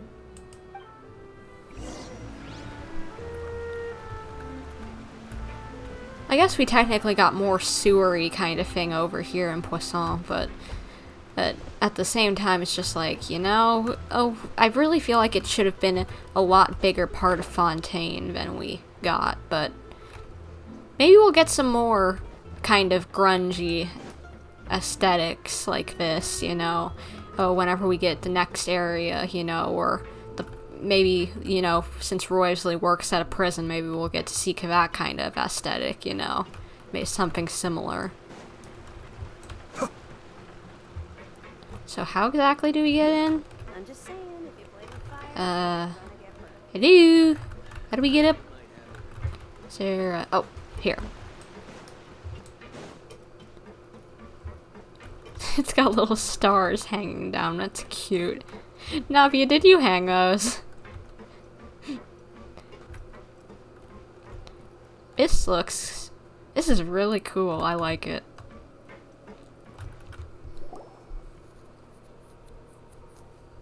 Maloose, we're back! Hello, Maloose. Apologies for the wait, demoiselle, and our most important partners. You said before that you still had some business at the court. What brings you back to Poisson so quickly? About that. It's because my partner here reminded me of something really important. You see, what if my father's case had something to do with water from the primordial sea? You still remember, right, Maloose? On that night, it was raining? Yes, the case was quite similar to that of Mr. Linney's. Both were what you'd call impossible murders. Could the mastermind be the same person? Could you tell us a bit more about what happened before? Yeah, of course. Many years ago, something called synth began to gain popularity in Poisson. At a glance, it was a kind of drink that could excite your mood and produce many pleasant hallucinations. Well, that sounds like the diluted version of the water from the primordial sea, because they were using it as like a drug. Wait! Didn't that guard guy who turned into water also mention that the primordial water could be used to produce some kind of potion? Yes, he did. Considering what we know now, it's almost certain that synth is created using water from the primordial sea. If you drink synth for an extended amount of time, you'll suffer many side effects, such as losing the ability to focus or control your emotions. And if you were to stop drinking it completely, you'll experience flashes of paranoia and anxiety while lacking energy to do anything. It's an extremely dangerous substance. Yep, they doing drugs. As he oversaw Poisson, my father was compelled to put a stop to synth abuse and called for a complete ban of it. Boss's uncompromising attitude incurred the synth vendor's wrath, but no matter how much they threatened or bribed him, he refused to yield. Not only that, Boss became determined to find the mastermind behind the synth operation and put an end to the problem once and for all. Yes, but the enemy was very cunning. So he could never get anything out of the dealers, all of whom only sold the stuff and weren't privy to the rest of the operation. Recognizing that, my father decided to contact the dealers in secret and cultivate personal relationships with them. Finally, he was able to convince someone to become his informant. The man's name was Jacques. He felt greatly ashamed about his work after seeing many families destroyed by synth abuse. That night, my father hosted a banquet at his countryside estate. He planned to meet up and exchange information with Jacques over some food.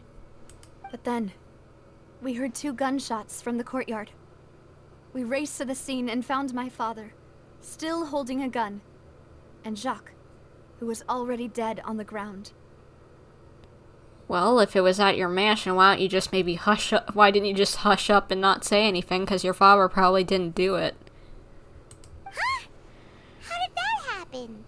Aren't they on the same side? Sounds just like Lenny's case, doesn't it? In both cases, the culprit seemed obvious, but neither appeared to have any motive at all. Looking back on it, though, I now believe the most important clue was something we all overlooked at the time. There were pieces of clothing left at the scene. So they could have belonged to someone who got dissolved, maybe? Precisely. It's all thanks to you that I made the connection now. Back then, we all just thought they were some costumes that Jacques used to disguise himself at the banquet.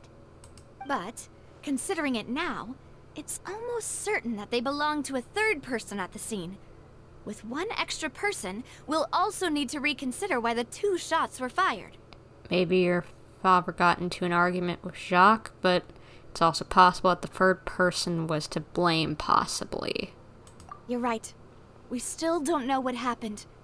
But my intuition tells me that we're on the right track to figuring it all out. I'm finally headed towards the truth. Jacques was an empathetic man who was infinitely remorseful for his past actions. It's unlikely that he turned on Boss with 0 warning. I think this third person is probably the key to the full truth. On that note, however, even though this will not please you, demoiselle, as your and your father's butler, I must still offer a word of warning. Our opponent is insidious and cruel. They are extremely difficult to deal with, and Boss has already lost his life trying to bring them to justice. Even though Spina de Rosula has lost most of its former glory, Poisson has welcomed a new time of peace, and we have been allowed to live out our lives. There is no need to follow your father's path.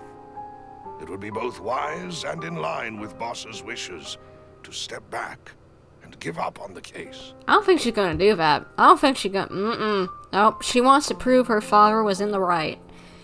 She needs to make sure that his legacy isn't whatever they've said. I can't remember the nickname that they gave him, but whatever. Or if she's a Spitfire like me. She ain't gonna back down. If that's indeed what he wished for, then he should have told me that himself. Was I not the closest person to him? And yet, I was the one most kept in the dark. What was the point of him dying without sharing any of the secrets he knew? Did he manage to protect anything in the end? Synth is still here.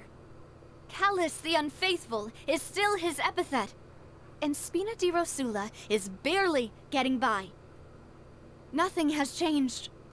Did he think I'd just accept his meaningless death and live out my life just as meaninglessly?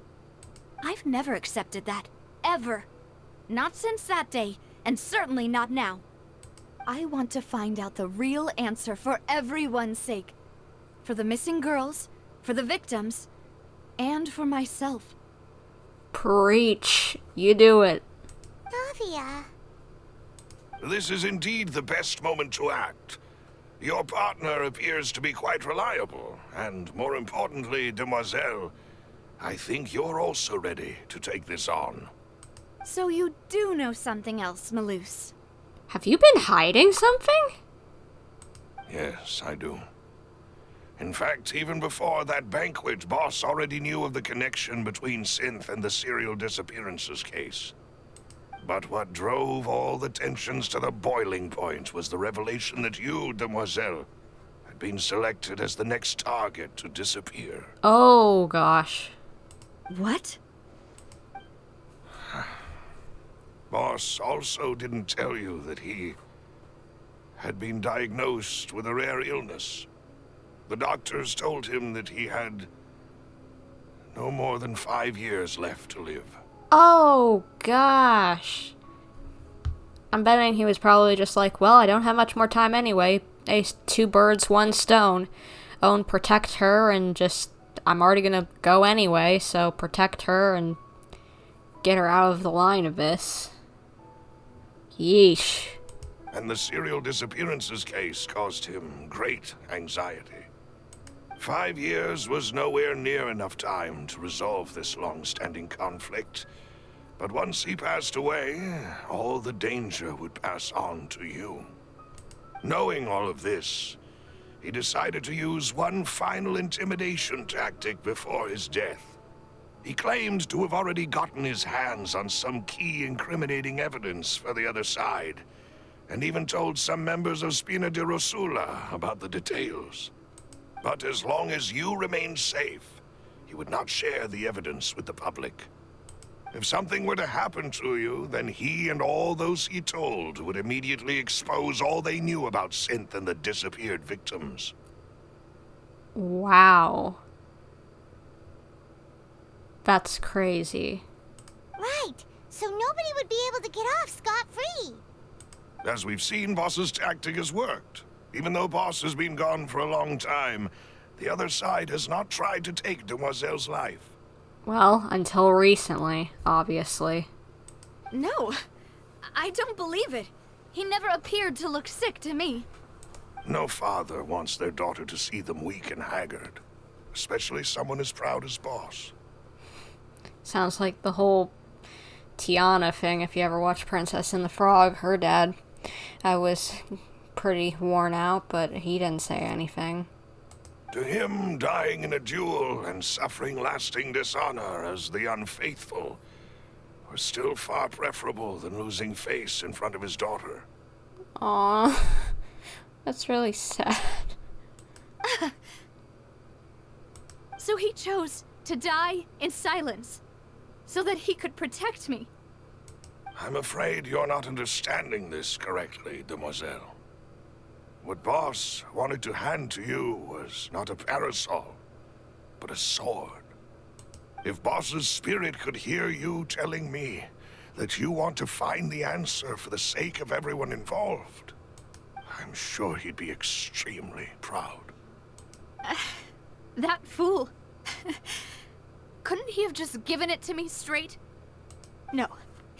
He might have set up everything precisely because he never thought I'd be able to understand him. Is that the amount of confidence he had in me?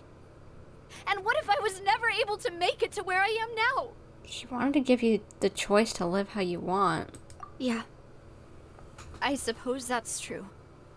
With the way he'd set things up, if I had wanted, I could have just lived out my life without a care in the world.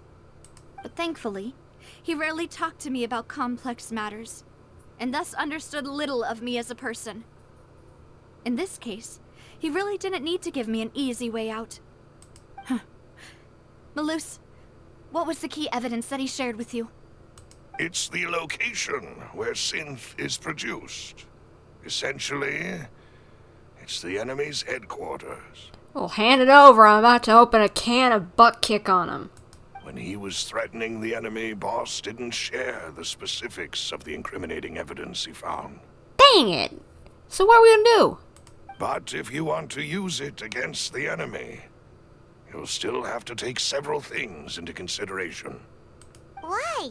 If we know where the place is, can't we just go storming in? You mustn't forget that we're fighting against a mysterious and dangerous organization that's been in operation for decades. There's no telling what might be lying in wait at their headquarters. We also have no idea what kind of evidence we may be able to find inside, nor what people we may be able to capture. But a single visit to their headquarters would be tantamount to a formal declaration of war. Very true. The worst case would be that we leave empty-handed, but also open ourselves up to full retaliation. Well, what about if just me and Paimon go? Kick some butt and take some names, you know? At least you guys wouldn't be on the line, and it wouldn't be anything new for us to have our neck on the line, you know? Then, in that case, why not work with the Fontaine authorities? Well, you saw one of them dissolve during Mr. Linney's case. We have no idea just how thoroughly they may have been infiltrated. Well, we don't know about that. Don't know about us either. You could never really know if Spina di Rosula wasn't infiltrated either. Huh. That's true. Seems my father really had no choice. But things are different now. It should be a lot easier to prove the other side's guilt, now that we've connected Synth with the disappearances case. You sound like you've put a lot of thought into this, Malus. I am the butler, after all. I live but to serve the boss and Demoiselle's will. Plus, he's probably had like 3 years or so to think about it. I've always been willing to take on any kind of risk for your sake. But considering my relative lack of ability, I've spent my time keeping secrets, performing basic investigations, and waiting for the right time to come. Thank you for all of that, Malus. Have you discovered anything new in the past few years? Let me think. One conclusion I came to was that the enemy must be quite familiar with Spina di Rosula, or at least have an informant planted here. What did I say? You don't know that even your own people haven't been compromised. When I announced orders to the organization's members on Demoiselle's behalf, I used to deliberately keep a few people in the dark and observe the reactions of the synth vendors. If the vendors didn't change their plans, then the individuals informed of our orders must be innocent. If the vendors packed up and fled, however, then someone must have given them the news. Well, have you figured out who it is? Because we need to talk to them probably and interrogate their butts. After several rounds of testing and investigative tracing, I've narrowed the suspect list down to 3 people. The first is Florent, Spina di Rosula's senior advisor.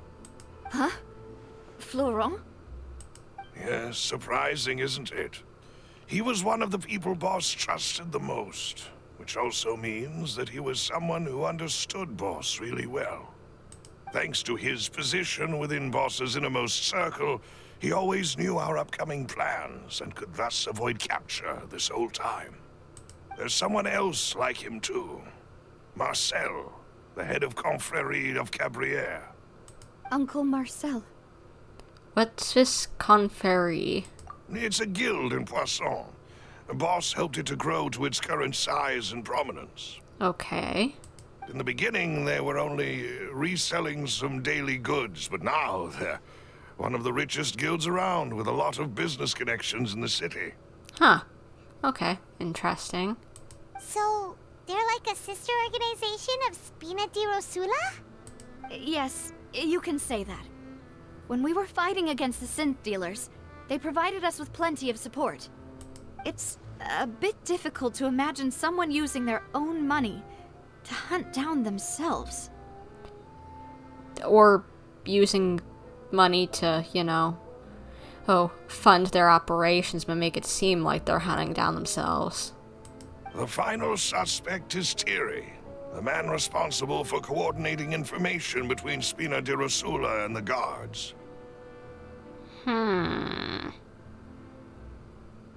Well, they did have a guard dissolve at that one case, so I have suspicion on him probably a lot more than the others now. Although the guards mostly leave us to our own devices, there are still many activities we have to report to the local authorities. Since Thierry is always in the know about our current activities, he could theoretically always plan one step ahead. The fact that we just saw 2 shots of him rather than 1 also makes me look even closer at him. Or he could be a red herring. They could be trying to throw him into our brains more so that he could be a red herring. I see. These are all people who I communicate with quite regularly. To think that the enemy we've been fighting against has been right next to me all along, among those I trust the most. It's almost too hard to believe. If you want to investigate them, please take every precaution to not alert the quarry. Judging from our experience, the enemy is extremely cautious. True. We don't want to get them all, what am I trying to say? Tip them off. We don't want to tip them off and cause something to happen to where they get it dissolved into water. That really has to be a terrifying experience, to just literally watch someone dissolve in front of you. Oh, I would be freaking out if I saw that in front of me. Of course. And thank you, Malus. You've provided us with a lot of great information. You're too kind, my lady. I'm just doing my duty. And before I forget, proving Boss's innocence would also mean clearing him of blame in Jacques' death. After that incident, Jacques' wife and daughter were taken into the Spina's care. They still live in Poisson today. If it might help, you could also pay them a visit. I can make the necessary arrangements. That might be helpful. Aw, thank you so much, Malus. You really are the best. A new case awaits, my dear partner. Leave it to me. I hope we can work together to uncover the truth and end this case once and for all. Oh, we're doing another case. Crack open your thinking caps, peeps, because we got another case on our hands, another mystery. Hopefully I got some smart people helping me out, because I'm not always the smartest with this stuff. But maybe I can figure it out on my own this time. Who knows? Okay, Callus's case records. 3 years ago, on a rainy night, banquet-goers heard 2 gunshots outside the house. When they reached the scene, Callus had a gun in his hands, and Jacques had been shot and slain. Based on the investigations done on Van, there was no possibility that anyone else could have done the deed and escaped, and Callus was thus adjudged to have been the culprit.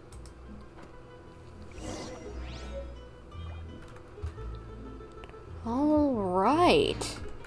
We've got the case record. I was hoping, I kept on joking with people and whatever, or I think I may have joked on stream once or twice, that just like, with the logic stuff that we had in Sumeru, what if we get Ace Attorney here in Fontaine with the whole wall thing and everything? Not that other people weren't making the same joke, probably, but still. We really are doing Ace Attorney up in here in Fontaine, and I love it. It is settled, then. Please excuse me, and enjoy your conversation at your leisure.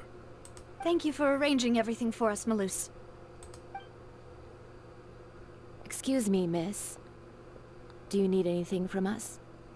Oh, the little kid's outfit is so cute. Someone grumpy. Hey, Navia's all quiet. This isn't like her at all. Let's not bother her for now. I'm sorry that I only came to visit after all this time. After what happened, I didn't know how I was supposed to face the 2 of you. Ah, if it's about that, there's no need to apologize. After my husband died, Spina di Rosula sent us a lot of mora and support. I understood your guilt and apology to be genuine. But aren't all of those things nothing compared to the loss of Jacques? I can understand the kind of pain that comes with losing a father so needlessly. You don't understand at all. Okay. I didn't know how to face you, because I didn't know what I could possibly bring as a consolation gift. I know only the full truth could bring closure to you. And to all of us. This kid is like a little sassy, I feel like. Not that I wouldn't be frustrated about my dad being dead because of someone else and their kid showing up trying to say sorry, but it's not her fault. I'm sorry. I appreciate the sentiment, but you don't have to carry all that guilt. On the matter regarding my husband, my daughter and I have more or less found our answer already. Would you mind sharing it with me? I really can't believe that my father could ever bring himself to shoot Jacques. I always knew that my husband's money was earned through others' suffering. He told me countless times that if he could turn back the clock, he would never go into the synth business again. He had many regrets, and felt that he took the idea of providing for his family too literally. For the longest time, he thought mora was everything. So when Mr. Callus came to him with a proposal, he accepted it almost immediately. He tried to be as careful as he could, but even so, he was still found out by the higher-ups. They found out about his betrayal? Papa didn't say that exactly, but Papa did tell me that I should never be ungrateful. Before he left that day, he told me that he had no choice. It was only later that I realized it was his final farewell to the 2 of us.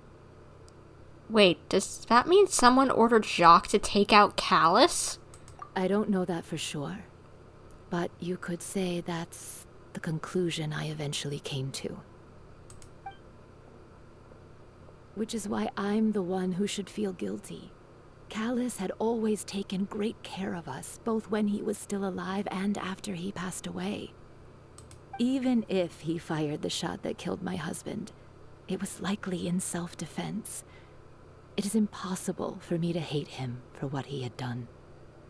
Well, good to hear that at least you people aren't gotten any animosity in between. Maybe the kid does, because she seemed a little grumpy, but that's okay. Kids aren't always going to understand everything. It's hard to explain some things at that age.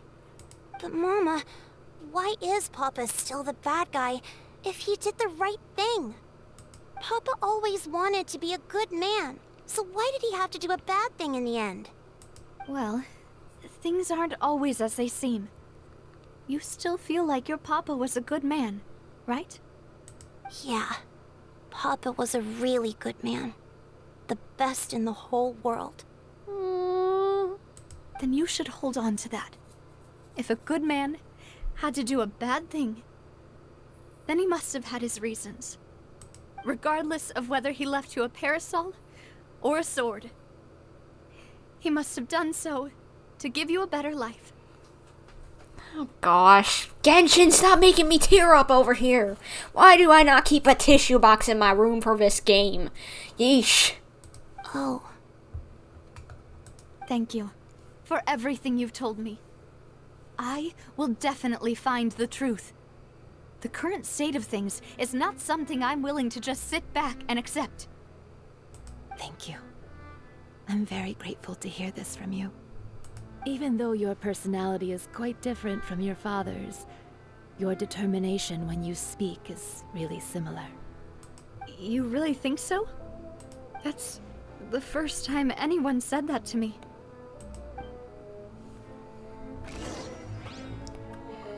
I really need to get tissues up here. I need to get tissues up to my room for these live streams with Genshin stuff, because holy, they know how to make me cry.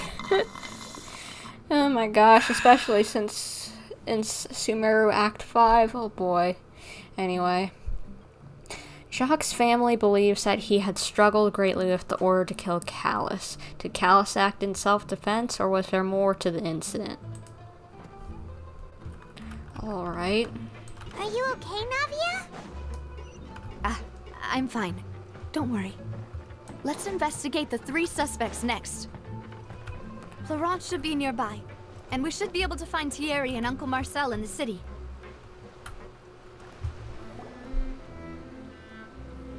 Greetings, boss.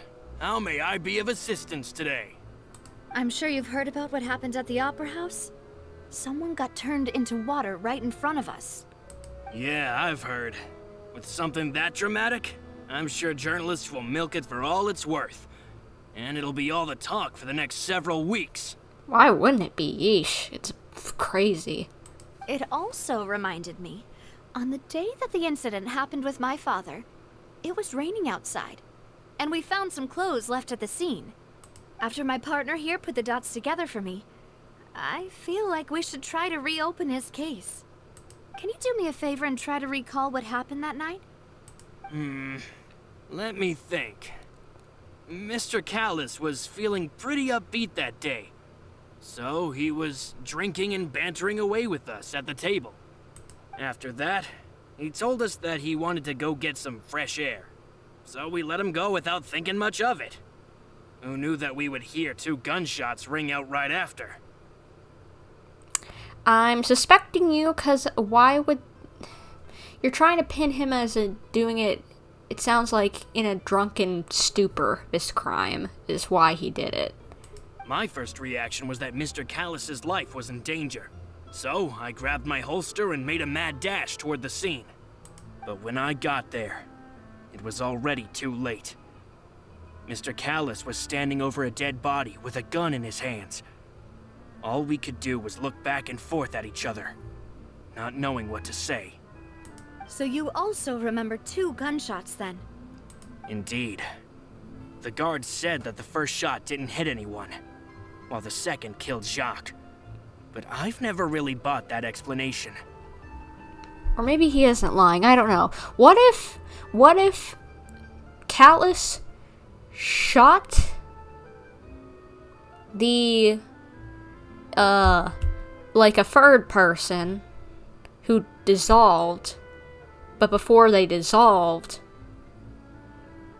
that person shot Jacques. Maybe? Maybe? I don't know. Reason being, Mr. Callus had left his gun on the table. I even made sure to confirm that before running to the scene. Mr. Callus had left his gun on the table. I even made sure to confirm that before running to the scene. So he didn't have his gun on him. Dang it, that cannot be it then. But according to the guards, that doesn't mean he couldn't have had other guns on his person. True, I guess, but... About the clothes left at the scene that you mentioned. Do you think there was a third person there who was turned into water? It's very possible. At least from our perspective, my father had no reason to kill. So he would also have no reason to bring an extra gun with him. The gun he was holding probably belonged to Jacques, or a third person on the scene. Maybe he picked it up like, oh my gosh, this person dissolved, what the heck, you know?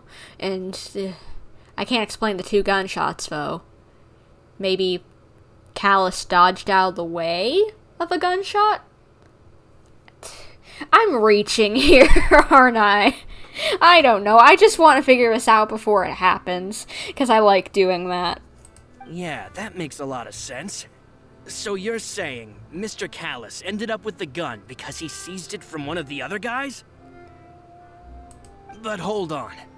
If that's what had happened, then why didn't he share the truth with any of us? 'Cause who would believe that someone dissolved right in front of them unless you saw it with your own eyes, like in a big case like the courthouse? He didn't even want to face the Oratrice machine, and chose instead to prove his honor in a duel. Did he lose all faith in the courts after seeing someone dissolve right in front of his eyes? About that, Malus told me a thing or two. So, I think I can understand why he committed to the duel. I'll tell you everything once the whole truth has been revealed. I understand. Then, I'll leave Mr. Callus's honor in your hands, boss. And if I may just say one more thing. The whole Callus the Unfaithful epithet has been a thorn in my side since the day it was invented. Many people have laughed at me for still calling him Mr. Callus, even after so many years have passed.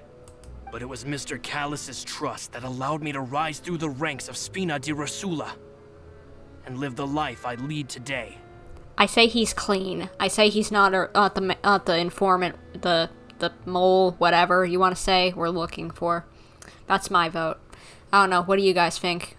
No matter what others might say, he'll always be the man I respect the most. And he'll always be my boss. Don't worry. I will definitely find the truth. You and all our other comrades at the Spina deserve to know the truth as well. Information regarding Florent. Florent, the advisor of Spina di Rosula, claimed that he was very grateful to Callus for his kindness. He was also present at the banquet on the day of the case and can provide evidence that Callus did not carry a gun with him when he went out. Everything's in place and they've taken the What do you bait. think, guys? Yes. Guys, I know we haven't heard the other two, Now but do you to start think he's reeling sus? in. Do you think Florent, or whatever, Florent, what, names, do you think he's sus? Do we think he's suspicious? I've given you the side eye, but I think you're clean. That's my opinion. If he isn't clean, he was doing some real sucking up to, say that he's my boss and all this and that, you know, which could be possible, but still, he was doing a lot if, you know, that if he really was.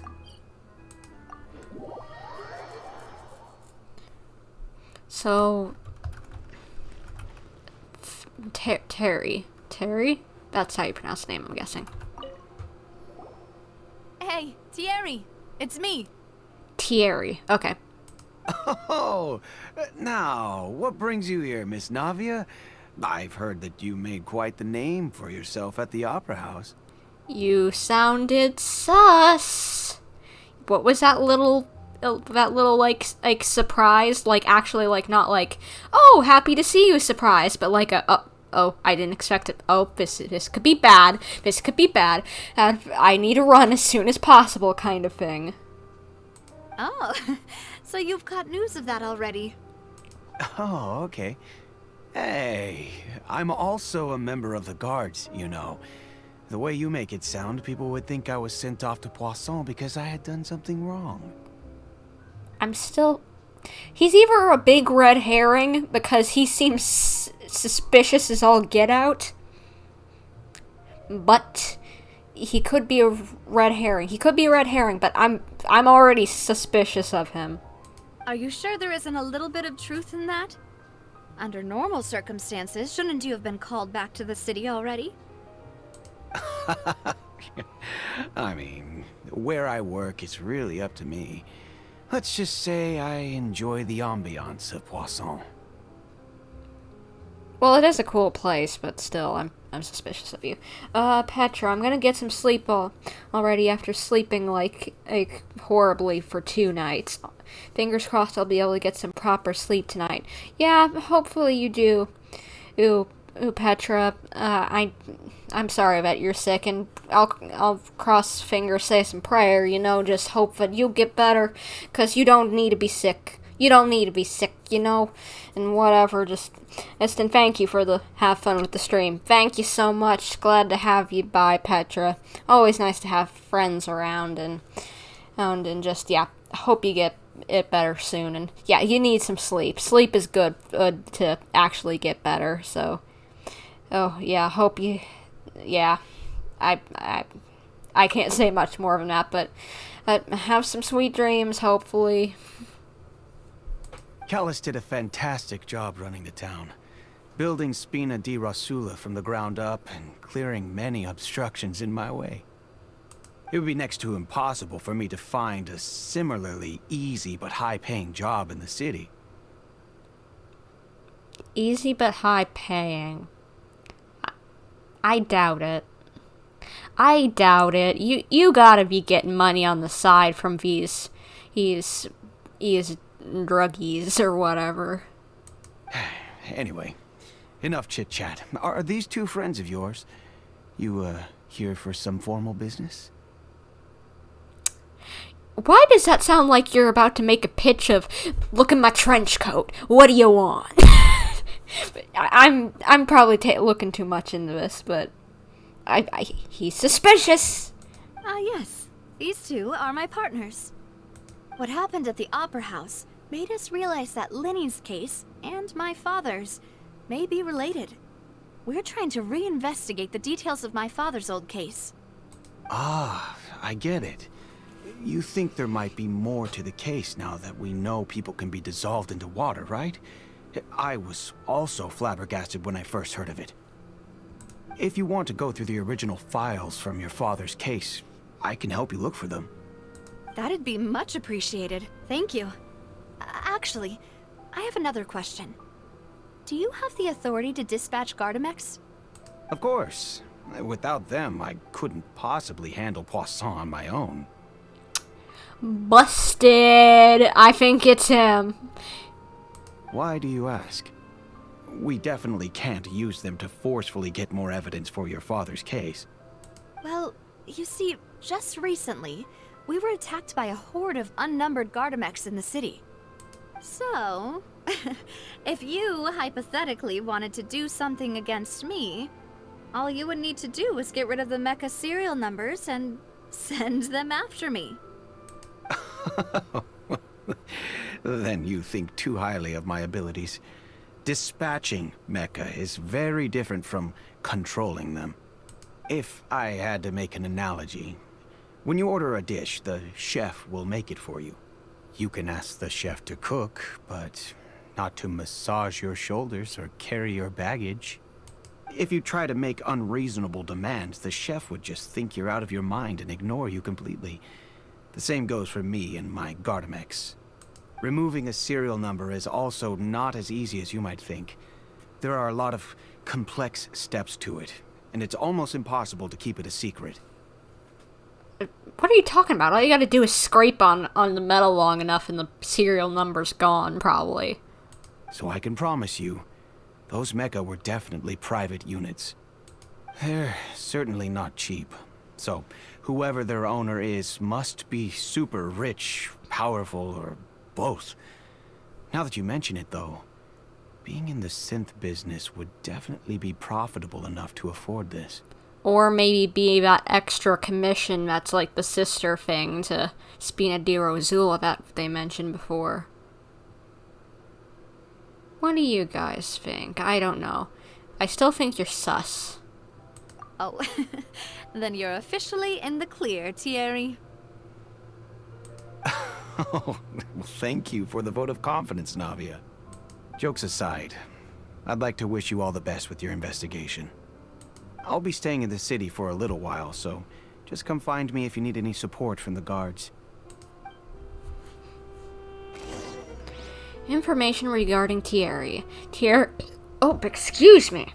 Thierry is the person responsible for the official contact between Spina di Rosula and the guards. According to him, only sufficiently rich can provide... Can't speak. According to him, only the... good lord. According to him, only the sufficiently rich can privately own large numbers of Gardamex.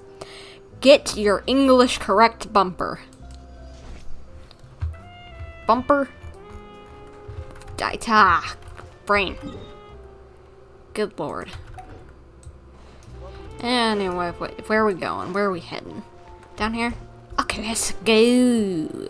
I want to figure out this mystery. I feel like it's these people who are working like their own guild or whatever now after Thierry mentions it, but I'm still suspicious of him. Any opinions, chat? Any opinions?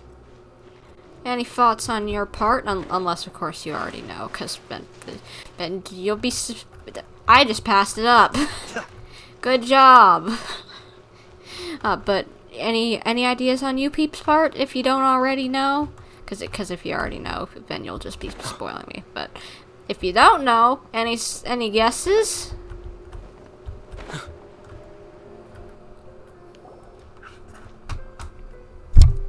Hello. How may I help you? I'm here to see Marcel. Could you please let him know? You can just say Navia's looking for him.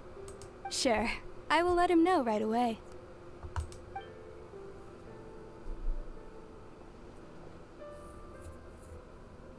Navia, hello.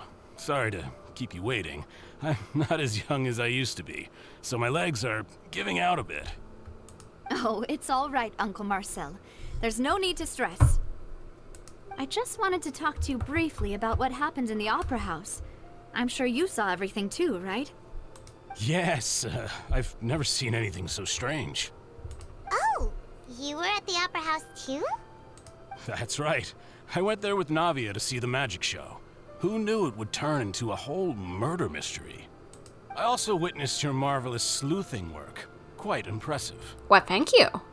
To beat the Hydro Archon at her own game on her own turf, I can already imagine everyone in Fontaine discussing your exploits over a few glasses of wine. Oh, Paimon doesn't want to become the talk of drunkards. I don't think he means it in that sense. Apologies. It's just how Fontaine is as a nation. Everyone loves drama and theatrics. Uncle Marcel, you've also noticed that other thing, right? The fact that humans can dissolve in water? Yes. I was reminded of your father's case right away. Is that what you're investigating now? Exactly. I still don't have much solid proof, but I can sense that the other side has already begun to act. The fact that he already connected it is a little suspicious. I'm watching you, bub.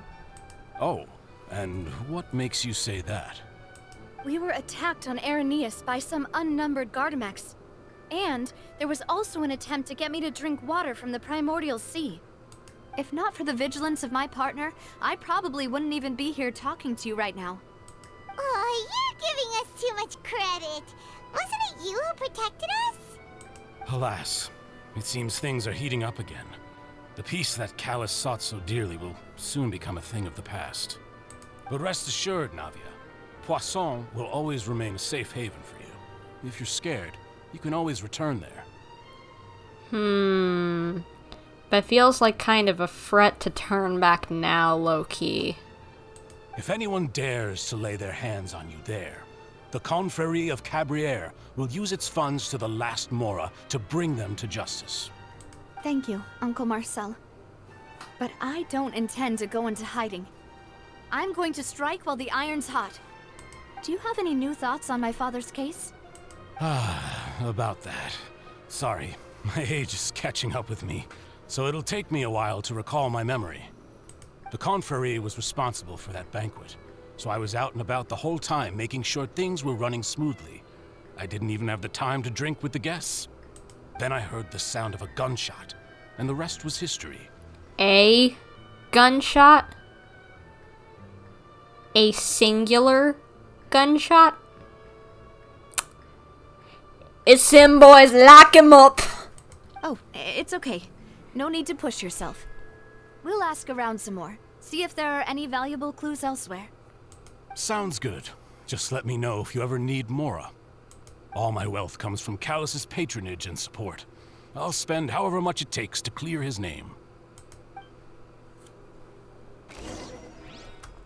I think he's suspicious. I think it's him. Singular gunshot when everyone else has said two. It's gotta be him. Gotta be. Okay, I can't speak. Information regarding Marcel. Marcel is the leader of the Confrérie Cabrières and was the organizer of the banquet years prior. The Confrérie and the Spina di Rosula have always maintained a close working relationship.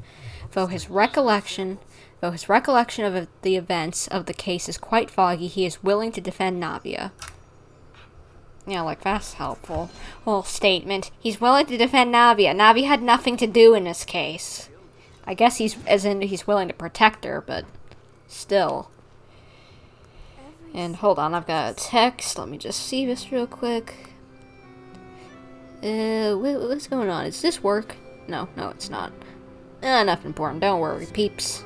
Don't worry, we good. I have to stifle a smile every time I remember the I look think on my it's retainers' Marcel. faces when I informed. Alas, why do these kinds of things happen to the kindest people? You're bluffing. You're bluffing. You're bluffing. I don't trust you. I don't trust you as far as I can throw you, which is 0 inches because I'm a small thing and I couldn't throw a grown man anywhere. Navia, what you thinking? You agree with me? He's sus, Marcel be sus? We've talked to all 3 suspects, purely based on their conversations with me. None of them sounded particularly suspicious. Lumine! None of them stood out? Lumine, you're supposed to be smarter than this. Dude said 1 gunshot when everyone else says 2. What you think? What's going up on that brain? Obviously 0. 0 going up in Miss Brain. Lights on, nobody home. Oh my gosh. Fine. Yeah, none of them really stood out as a suspect. I suppose that's to be expected, though. If a single conversation's all that's needed to find them out, then my father wouldn't have needed to investigate the case for so many years. Anyway, even though we didn't make a breakthrough, let's still compile what we were able to find. But where should we start? Jacques' motive. You're right! Flora mentioned that Callus probably only ended up with the gun because of circumstance. That makes sense. According to Jacques' family members, he already told them that he had been discovered, and that he had no choice before he left home that day. If I had to guess, he probably received an order from the synth boss to kill my father. Had he refused, he and his family's lives would have been forfeit. Probably. So, Jacques fired the first shot? If it was Jacques, I wouldn't have fired a shot at all. Oh? And why is that? Could he guarantee his safety after killing Callus? Could he guarantee his family's safety after killing Callus? Ooh, that's a good point. Jacques probably already knew that he was just being used as a tool for murder. And once he had completed his mission, he'd be of no more use to his boss. Huh. So, what would make more sense from his perspective would be to turn his back on the Order and seek protection from my father. Seems the third person was the one who derailed everything. Makes sense. But without evidence, that's still just a theory. What if it's one of our suspects here? Who is the... Well, no, because the third person is dissolved. Never mind. Besides Jacques, the attack from the Gardamex has been bothering me quite a bit as well. It's obvious that our enemy has become more antsy after the secret of the primordial seawater was revealed. Do you think he knew, even then, that we'd follow this lead to the end? Given everything that's happened since, it's quite possible. But who among the 3 suspects would have the ability to control privately owned Gardamex? Marcel. Uncle Marcel? My father did really trust him. And they worked together on a large number of projects. Maybe that's how he got to know Jacques. And with funds from the Confrérie, he could also afford a large number of Gardamex. It's still really hard for me to imagine, though. After all, Uncle Marcel has been around since I was just a child. Also, wouldn't this mean he has been spending a whole lot of mora and energy to fight his own synth business? Maybe it was someone else, then.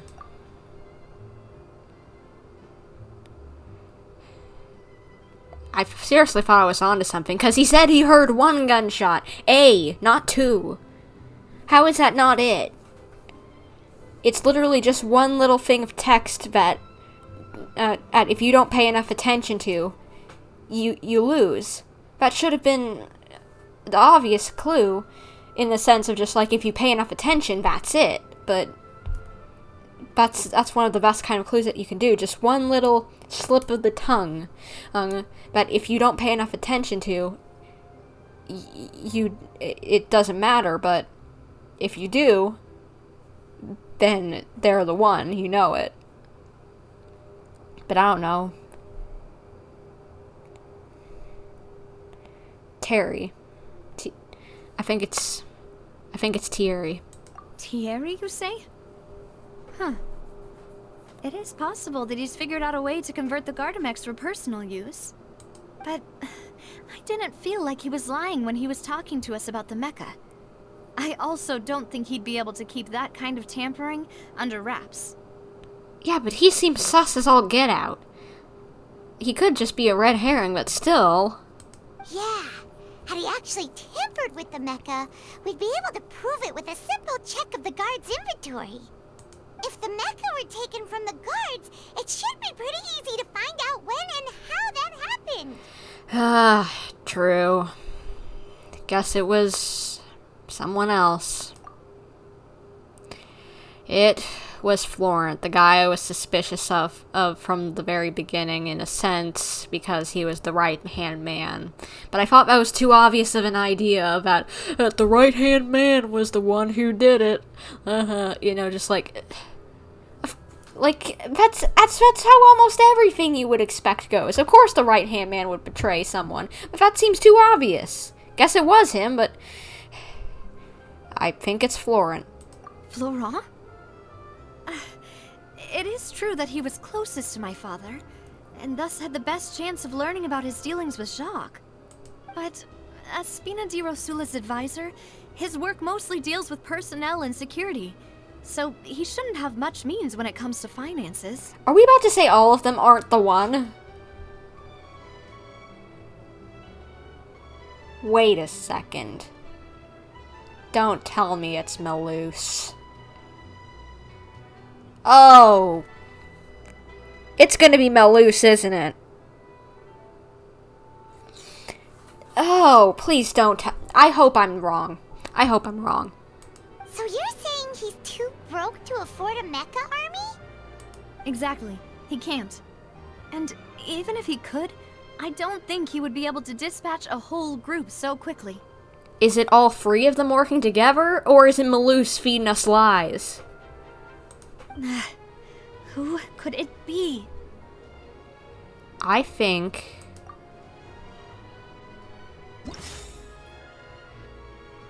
I haven't looked at these. Well, we've got missing information. How can I make something important whenever we're missing information? Water from the primordial sea. The liquid discovered in the Opera House switcheroo case. It has the ability to dissolve Fontaine in water. Navia believes that just shocking finding has shed new light on her father's case. Yeah, we know. Which of the three suspects is most likely to commit the crime? Let's look at the upper two things. Or let's see. Okay, these are the locations that we found it. Sorry, my brain was... Okay. Heard 2 gunshots. I think it has to be Marcel, because he only heard 1. That's so out of place. You know, if you think everything through, Uncle Marcel is indeed the most suspicious of them all. I knew it! I said it from the beginning. He has the money. It's like, okay, I didn't say it from the beginning, but just as I said at the beginning of this is sleuthing of talking with Navia, it had to be him. Why did we go around in that roundabout thing? He has the money. He's faking being old for his memory thing, like for not being able to recall things. He'll say that later if we confront him about the 1 gunshot. He'll be like, "Oh, I'm sorry, I probably forgot it was 2. But he heard 1 gunshot. That is so weird. Could we be missing other suspects? Malus didn't know about the people turning into water thing when he narrowed it down to these 3, did he? Malus has always been very reliable, and his judgment of others' trustworthiness has been fair and well considered. When he laid out his case for the 3, the rationale he gave me made a lot of sense as well. The suspect is knowledgeable about the Spina's internal affairs, has the means to dispatch Mecha to assassinate us, and possesses significant intellect and foresight. But also sounds like Malus, kind of. Not specifically the Mecha, but the rest. Is it... I want... Just tell me who it is! Even if I don't want to believe it, I'm starting to see how things could all tie back to Uncle Marcel. He is someone who's very close to you, after all. Well, we still have another trump card on top of all the theorizing and speculating. The synth production base. Yes. Malus did say that charging straight in there would be extremely risky. But we don't have any other options right now. Well, just let me go and do it. We need far more solid proof before we can hope to go charging in on our enemy.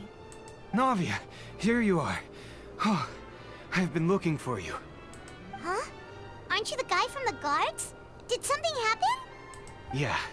News came from Irenaeus just after you left. We've got another trial on our hands. What? Wasn't that place built specifically for holding trials? What's so newsworthy about this one? Yeah, what? Why are you running to us about a trial? It could be about... What's so important? I know. But they said the person they're putting on trial is a Fatui harbinger called Tartaglia. What did he... What did Child do? What'd you do, boy? What the... I ain't gonna hold up for you in court, boy. You've done so many... Ugh. Child, what'd you do? What? Is that someone you know? Yes, very well. Yeah, we know him. Maybe even a little too well. Me and Paimon, same brain cell sometimes. It's scary. Well, he's been accused of being the true culprit behind the serial disappearances case. It's absurd, don't you think? The case is older than he is! Wait, how? None of our investigations have had anything to do with him. That's what I thought was strange about it, so I came to tell you the news right away. He hasn't... If he's the one behind it, that makes no sense! The case is older than he is, and even if it wasn't, he'd have to be like 3 years old when he started doing this stuff. That doesn't make sense. If the charge against him stands, then it'll be next to impossible to get the guards to support any of our planned investigations. Well, if we gotta run over there and stop this. As much as I don't want to get Child off the hook because he's done stupid things in other nations, like tried to murder an entire nation, aka Leeway, we need to stop this. Right. Because they'll think they've already found the culprit. Yeah. And it'll be a lot harder then to clear Mr. Callus's name. I understand. Well, partner, what do you think we should do? We still haven't found any conclusive evidence. We need to go to the courthouse. Stop this. Let's split up. Huh? Split up? What do you mean? You can go to the Araneas. You can go to Araneas while I'll go investigate that place. I'm confident in my combat abilities. Just as expected of my partner. See, this is what I've been suggesting all along. Let me go and do it. It won't put any danger on you. It'll be fine. Since this is a trial about the serial disappearances case, the culprit's attention will be focused on Araneas, leaving his home base wide open. You're right. This is our best opportunity. All right then, let's do this. I'll stall them at the Opera House and charge Marcel as the true culprit. I won't have any chance of making that charge stick, though, unless we find more evidence. It'll be up to you to make it back in time and hand the decisive evidence to me. Leave it to me. We'll help you, just like you helped us in Linny's trial. Demoiselle, please allow us to accompany you. I'm ready. Ah, Malou, Silver, when did you two get here? We heard that you'll be leaving Poisson and figured that you might require our assistance. It's our hope that your confidence will be bolstered with the two of us by your side. With everything in this region being a mystery and everything, I'm suspicious about these two, that they just randomly showed up, but they could just be two really good bodyguards. I'm just gonna go with that. Thank you so much. Then, let's make haste for Araneas. Paimon, Traveler, I'll see you at the Opera House. See you then! Combining the information regarding the Gardamex and investigation results so far, it can be concluded that there's only one person who could have a large number of Gardamex in his possession and run the synth business without leaving traces. This person is none other than Marcel.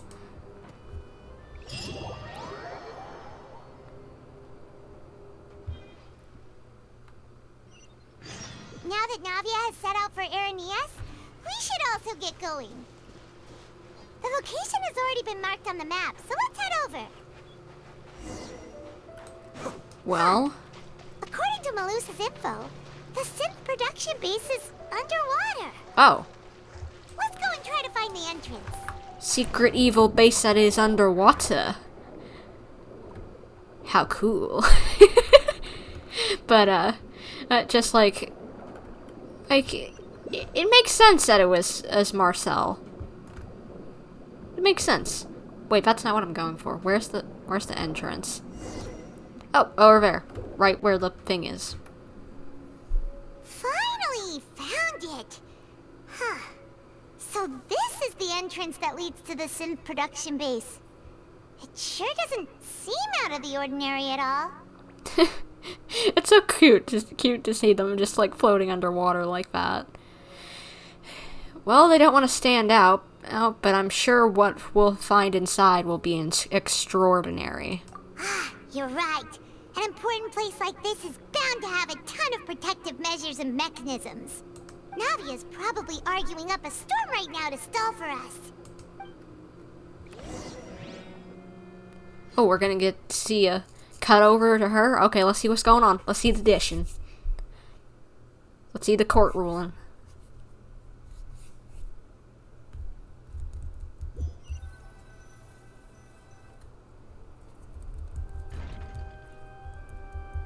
It would appear that I must repeat my question again, Mr. Tartaglia. Do you accept the charge that you are the true culprit behind the serial disappearances case? To be perfectly honest, I don't understand your country's complicated court system, or the reason why I'm being charged with something I've never even heard of. However, I did hear that people who have been charged can choose to participate in a duel to clear their name. Is that right? In which case, as long as I accept the charge, I can have an all-out fight with that champion duelist Clorend, right?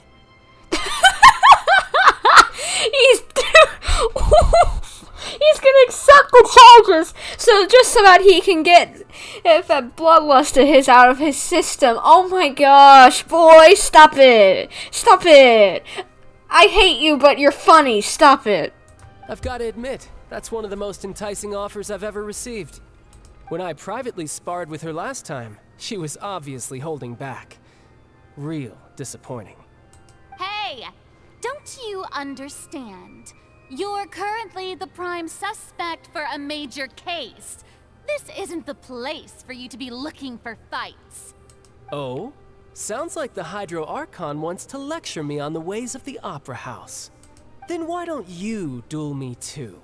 I'm the kind of student that learns best in the heat of battle. No. That's not what I meant. I feel like, honestly, she might be pretty weak in the sense of power of, like, canon Archons. Not, like, of course, like, in, like, power level of when she's a playable character, but, like, in power level of Archons, probably pretty close to Venti. Alas, it would appear that communication with the defendant is going poorly, and we have made very little progress. In that case, let me explain everything from the very beginning again. The goal of this trial is to determine the culprit behind the serial disappearances case. That case had nothing to do with him. You've got the wrong man. Huh? What's going on? Why is she interjecting again? She was right last time! What are you going on about? Let her speak! Let the woman speak! I told you it couldn't be one of the Fatui Harbingers. Miss Navia, this is the second time you've interrupted the court proceedings. I only tolerated your behavior last time because you were able to provide the court with a key eyewitness. But that was an exception rather than standard court protocol. I can very well charge you with contempt of court for your interjections. Oh, please. Did you ever think I had any respect for this place's pointless theatrics? We can put that discussion aside for now. I'm not here to argue with you. I'm here to charge the true culprit behind the serial disappearances case. And if my charges prove true, then Tartaglia here will be proven innocent by default, correct? Well, of course, that's how law works, or at least I'd hope that's how law works, unless he's colluding somehow, which he probably isn't, because this case is older than he is. Oh, a young lady has charged in and offered to clear my name. How fascinating. Well, I'd gotten half bored to death by all these rules and procedures anyway, so I'll take you up on that offer. So, Your Honor, is there nothing else for me to do now? You may take a seat for now in the audience, but that doesn't mean the suspicions against you have been lifted. Now then, Miss Navia, who is the person you would like to charge instead? That person is... Why do I have to do it? We know who it is. Marcel, the head of Confrérie of Cabrières. Huh? What confrérie? Never heard of them in my life. Who cares what you think? I've heard of them, but weren't they Spina di Rosula's sister organization? Oh, is this going to be a friends to enemies type situation? Woman, shut up. This isn't... I hate that they are taking something that is supposed to be serious, that is real for at least them. Of course for us this is fictional, but for them this is real, and this is a literal court case. It is not something to be like oh my gosh, what a dramatic. Oh, let's see how this goes next and whatever. Nah. Shut up. Please let me remind you, Miss Navia, that charging someone is an incredibly serious matter. committing to the charge also means taking on the legal responsibilities associated with it. And if the charge fails, depending on the circumstances, you may also be charged with the crime of making a false accusation. Knowing this, do you still wish to charge this man? Yes, I do. In that case, I declare the charge to be valid. Miss Navia and attorneys, please take your places on the court. Members of the guards, please contact Mr. Marcel right away so that he may stand trial.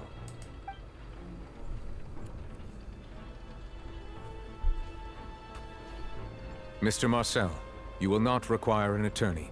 Is that correct? Wait, what? He's not asking for an attorney? Apologies. It all just happened so quickly. I still haven't figured out what's going on. I think an attorney won't be necessary. This is probably just a misunderstanding between me and Navia. Very well. In that case, since both sides have now arrived, Miss Navia, please present your charges. I would like to take everyone back to 3 years ago, to the case of Callus the Unfaithful. Only through elucidating what really happened in that case can we connect all the dots for the serial disappearances case. Navia, do you really think that I was the one who killed your father? Come on, why would I do that? Callus was my benefactor, and remember, both you and I only ran to the scene when we heard the sound of a gun. If that's enough to make me a suspect, wouldn't that make everyone at that banquet a suspect as well? I think there's no point in getting into the specifics right now. The audience doesn't even have the big picture yet. Even I'm struggling to remember some details of that case. Well, the case is 3 years old, so honestly, I can't blame her, but still. Do your job, Furina. Exactly correct, Your Honor. I must refresh everyone's memory about that case before I can explain my charge and reasoning. I see. In which case, I will recount the findings about that case as originally recorded by Maison Gardiennage.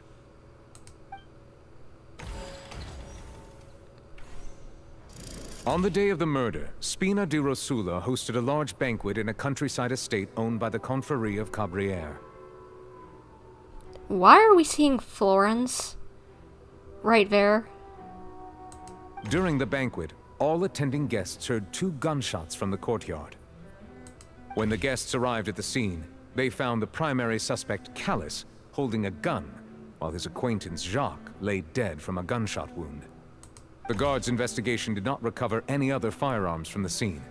As a result, they concluded that the suspect's first shot must have missed, while the second must have taken Jacques' life. The suspect did not dispute this conclusion, and also declined to defend himself in court. Instead, he chose to prove his innocence through a duel. Is that her dad? Is that Navia's dad? Dang, he cute. Sorry. I am sorry, but I have perpetual husbando brain, so if I see someone who's decently attractive, my brain instantly like, hey, how you doing, hon? I apologize. Serious time. Callus was defeated by champion duelist Clarande in the ensuing duel, and soon succumbed to the injuries. These are the known facts about the case. The one with the motive to kill was Jacques, not my father. And even so, Jacques still had no reason to pull the trigger. In truth, the third person shot Jacques first, and was shot in turn by my father when my father seized the gun from him. After that, the true culprit turned the third person into water, erasing all traces of him from the scene. Thank you for the summary, Your Honor. Of course, the guard's conclusion appeared quite sensible to us at the time. However, we should revisit the case now that we've gained new information about the abilities of water from the primordial sea. So now I have to play as Navia. Okay.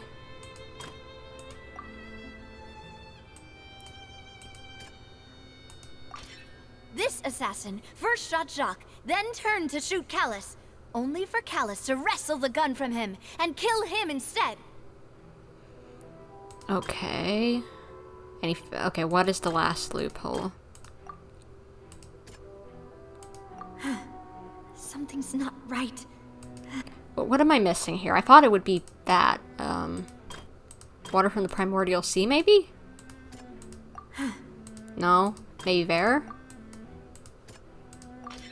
There we go. A pile of clothing was found at the scene. The guards once believed they were used by Jacques as a costume to disguise himself. But now, it is clear that the clothes were proof that there was a third person at the scene, and that they were turned into water after committing the murder. Since it was raining that day, the culprit was confident that they could use the rain to wash away all traces of their dissolved accomplice. Okay, there's still more? What? Oh, the shoot thing. Or over here, maybe? No. Over here? There. The testimony of the victim's family confirms that Jacques had thoughts of assassinating Callus when he set out for the banquet. However, in the end, he reconsidered, and instead shared everything with Callus, hoping to seek the latter's protection. Unfortunately for Jacques, the true culprit had already considered this possibility, and had sent out another assassin. Realizing this, the true culprit caused the hired assassin to dissolve into water, leading everyone to believe Callus was responsible for Jacques' murder. This is the true version of events. So, that's... Is that Callus, or... Yeah, that's Callus. Not Callus, sorry. That's Jacques. Bleh, confusing names. He looks so young for that time to have a family... To have had a kid and whatever. But I guess it was only a few years ago. Gosh darn it, Callus is attractive. Holy... Look at the bottom left. Hello. I'm sorry, but... Attractive dude. Hello.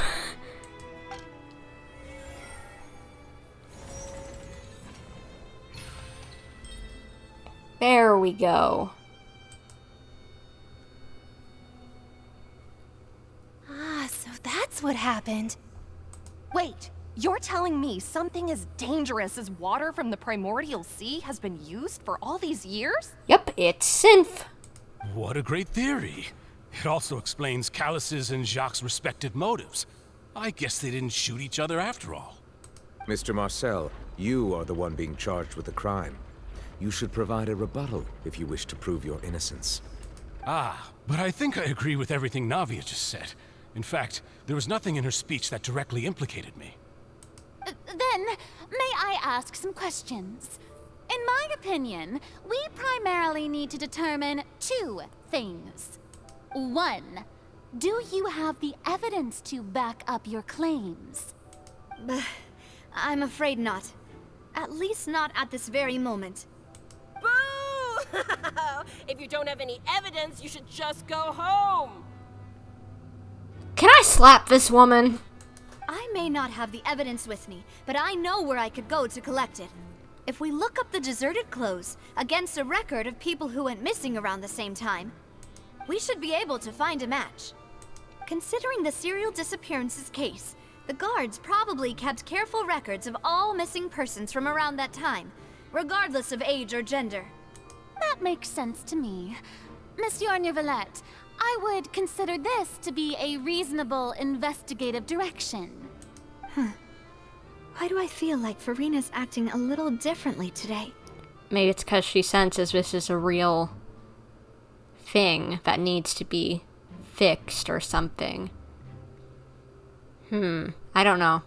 Maybe she's scared of embarrassing herself again? Well, you did work with us, with Lumine, so maybe. Alternatively, she's become more diligent after charging an innocent citizen in the last trial. True. My second question has to do with the ensuing duel. If the truth is indeed as you described, then why didn't Mr. Callus explain himself in court? If he had testified that a person had been dissolved, he could have at least mounted a defense. Who would believe him that someone would dissolve? I've thought about this too, and the answer is actually pretty simple. He felt there were things that were more important to him. The dissolving power of water from the primordial sea is an important secret for the true culprit of the serial disappearances case. My father could have exposed it for all to see, but he chose to take it to the grave. At that time, Spina di Rosula was in dire straits, and his reputation had already been shattered.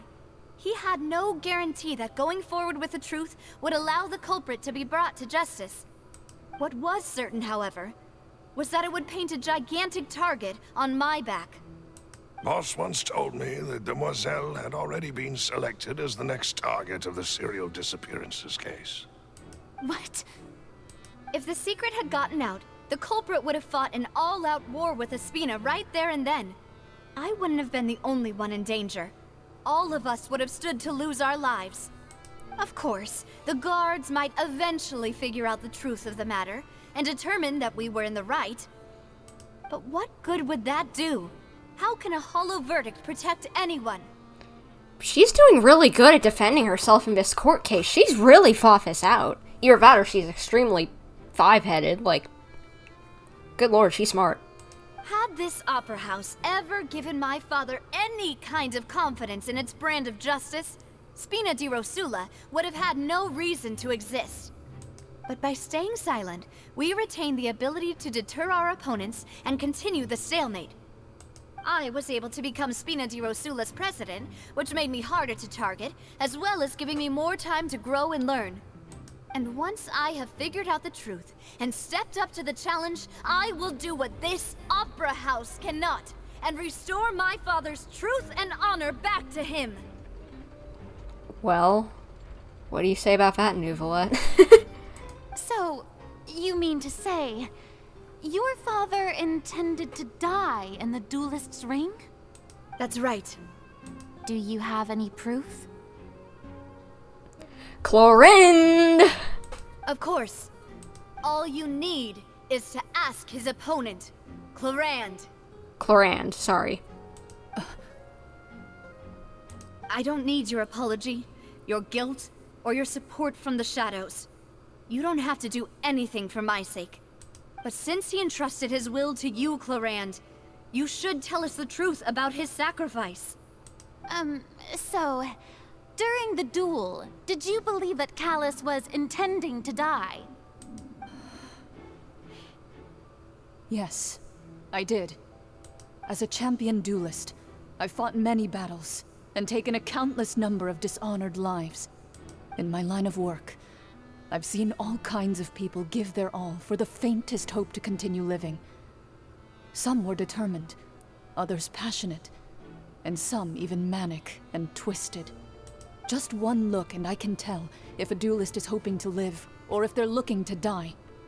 I hereby swear on my name and honor as a champion duelist that Mr. Callus never intended to leave the ring alive. Since that's your testimony, I have no more questions. It appears there really are good grounds to reopen this case. Are we ever gonna get back to Lumine so that I can maybe beat up some peeps? Because we didn't, I don't even think we, if I think back, I don't even think we did beat anyone up in the first quest, which is kind of an oddity. I concur. However, Miss Navia, you still have not explained the link between your father's case and the serial disappearances case. Right? What she said was fascinating, but kind of beside the point. Wait, weren't they just talking about the serial disappearances case? Why does no one pit the two things together? Serial disappearances case is linked to the primordial sea. Primordial seawater linked to her father's case. Do people have brain cells? Of course, Your Honor. The two cases are connected via a matter of timing. In my father's case, the culprit intended to kill both Jacques and Callus. As a result, they planned to act after hearing 2 gunshots. And, at the end of Linny's trial, the culprit also only dissolved the victim in front of everyone because they realized they were at risk of being identified. The culprit could only time their actions so precisely if they were already at the scene. Coincidentally, Marcel attended both the banquet and the trial. Oh, that was the link. So that's why you suspected me. Even after hearing your reasoning, I still can't help but find it a little preposterous. I'm used to it, though. You've always been an impulsive and sentimental child, Navia. It's one of your most endearing traits. Don't brush this off, she's a woman! No need to appeal to pathos.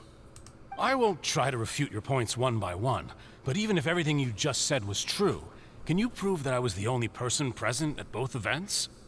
On top of that, does a person have to be physically present to control the timing? Can't someone remotely monitor the place? Don't know what she can say to that. I know that even with that, you might still think you can reduce the list of suspects with some further investigations, until I'm the only one left on the list. Alas, who won't feel at least a little hurt by an accusation of murder from a girl you see as your own daughter? But if I were to dismiss this completely, you'd also think I'm not being considerate of your feelings. Ah well, let Uncle Marcel teach you another lesson. Do you know what the biggest flaw in your reasoning is? I suppose you're gonna tell me anyways. It's timing again. I'm a businessman by trade. From that standpoint, there's no reason for me to kidnap young women. It's a high-risk action with nothing to gain. Okay, so... There was already plenty of things with no motive recently. What's your point? Dude, like... That doesn't free you of anything. I know innocent until proven guilty is what I want, but still, Dude. In addition, I left my home in Snezhnaya when I was young to come to Poisson and work in some trade. My business only thrived when I received Callus's patronage. Okay, in addition, I left my home in Snezhnaya when I was young to come to Poisson and work in some trade. My business only thrived when I received Callus's patronage. But the disappearances began before I ever stepped foot in Fontaine.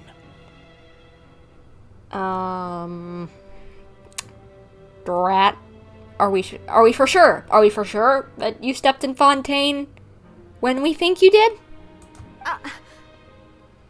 I don't know. What are we gonna... Doesn't help that I'm having to try and read text from work at the same time as doing this. Life of being a news reporter. Always gotta read stupid texts. I do apologize, demoiselle. This was my mistake. No, it's not your fault. I'm sure he had come prepared.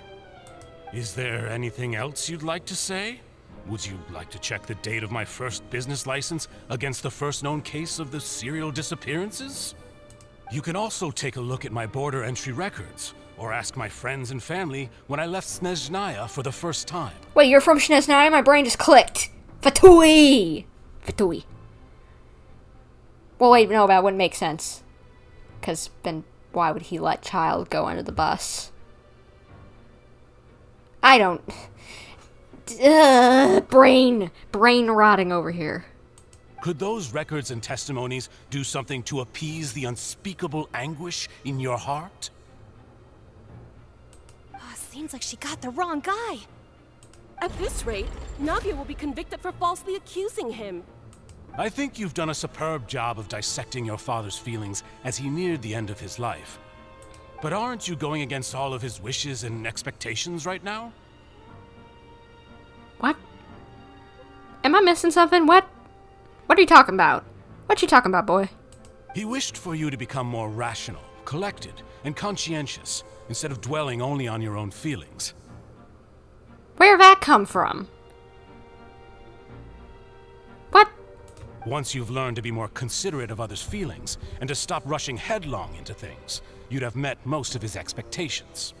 This isn't just about me, and it never has been. The biggest difference between me and the rest of the victims is that I still have the ability to search for the truth, while that same agency has long been taken from them. The people whose families were destroyed by synth abuse, the people who lost their loved ones to the serial disappearances, and the people who suffered tragic ends due to their sense of justice. Many people's images are flashing before my eyes. I'm sure some are coming to those of you in the audience as well. And whose image do you see, Marcel? Is it a man named Vacher? Huh. It is him! Lock him up! Lock him up! Lock him up! Oh, so you do know that name. I'm merely surprised you'd suddenly say the name of someone I've never even heard of. I was waiting for you to say that. Wait, what? Did she catch him? What did he say wrong? What did he say wrong? I'm confused. What did he say wrong?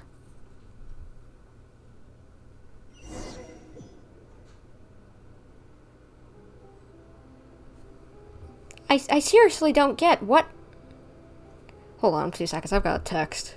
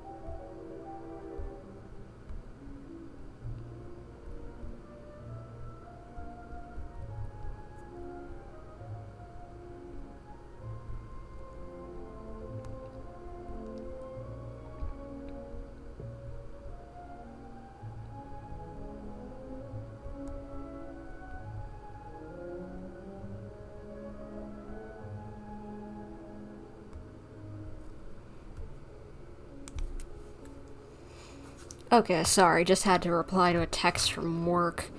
Can people stop texting me? What now?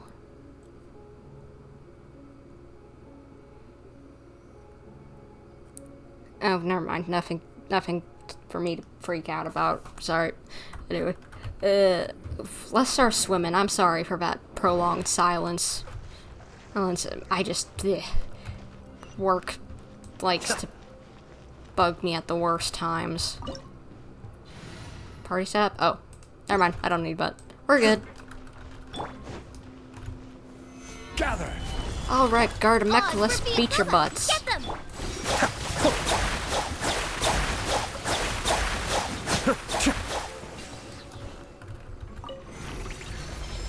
I don't know what I'm doing, but something. Oh. The floor is going up.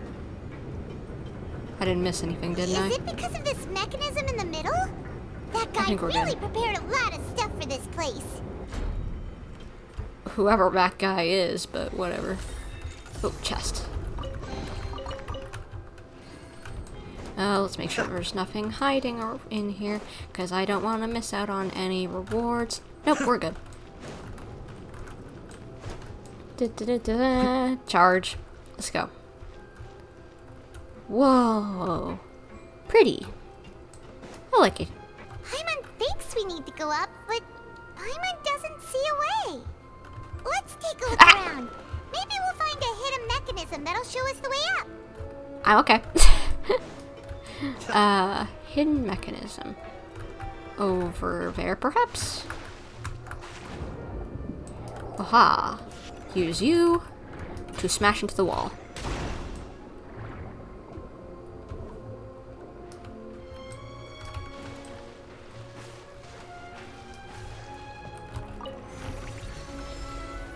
Will we maybe open this door up?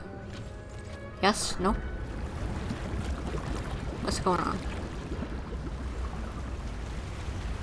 Oh, that's fancy. Oh gosh, it's the water temple from Ocarina of Time. No! Well, at least we don't have to worry about iron boots. Now we can swim to the top. But this is still a ways away from where we need to go.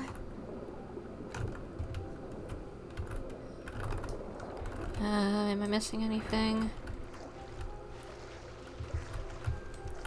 Doesn't look like I'm missing any chests or anything. Good. Because I need all the primo gems I can get it for Risley and Neuvillette. Because I want both of those boys. Solidify! By royal de- Cascade!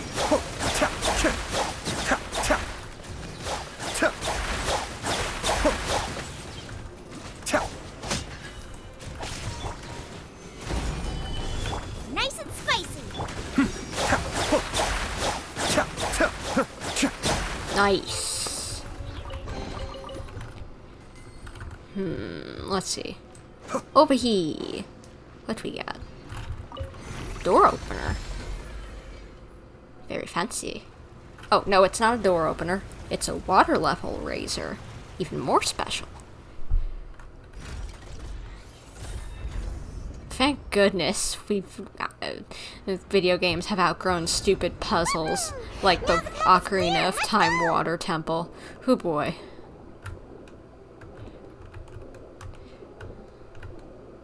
That was... I've never played that, but I've definitely seen people play through that. And just like, oh gosh, it's such a pain in the butt. Like, it's a pain in the butt even for the people watching who love watching, like, puzzly dungeon crawling like that.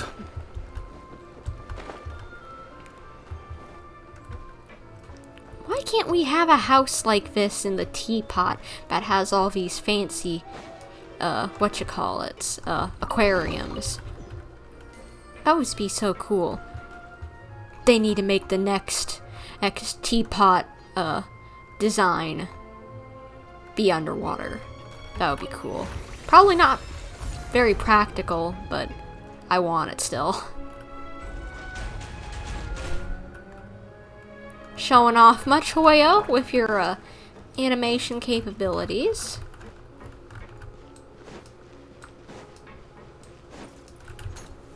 Gather. Huzzah! Reveal thyself. No, I... Out of the frying pan.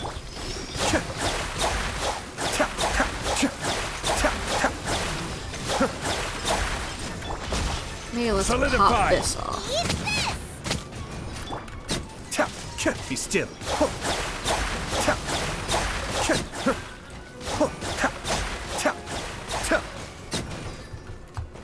Nice. Anything that I'm missing? Keep on going. Let's go, let's go, let's go. I want to continue this mystery and prove that idiot is lying. Cause he's lying. He's lying. After all that, we finally made it to the innermost sanctum. Though, as expected, the mastermind isn't here. If I'm not mistaken, he's being charged by Navia as we speak. That's right. Then let's hurry up and find some evidence so we can get back to the Opera House and help Navia.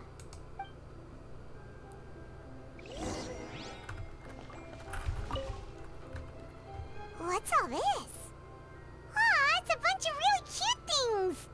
Pink accessories, a hair tie, a necklace, even a makeup box. What? There's a name, too. Oh, Paimon sees it too, but why are all these cute things labeled with different girls' names? They would probably belong to the victims. Huh? You mean the girls from the serial disappearances? They were brought here? And then they were turned into water. And all the boxes of things. These names. That means... Oh, this is terrible. Missing persons' possessions. You discovered objects within the containers labeled with names of those who own them within the depths of the HQ. The names here must have something to do with the victims in the serial disappearances case. This might be proof that this was their final stop.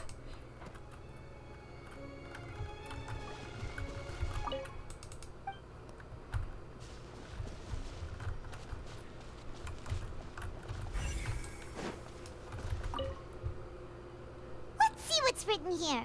Nothing escapes Detective Paimon's eyes. Callus. Navia's father.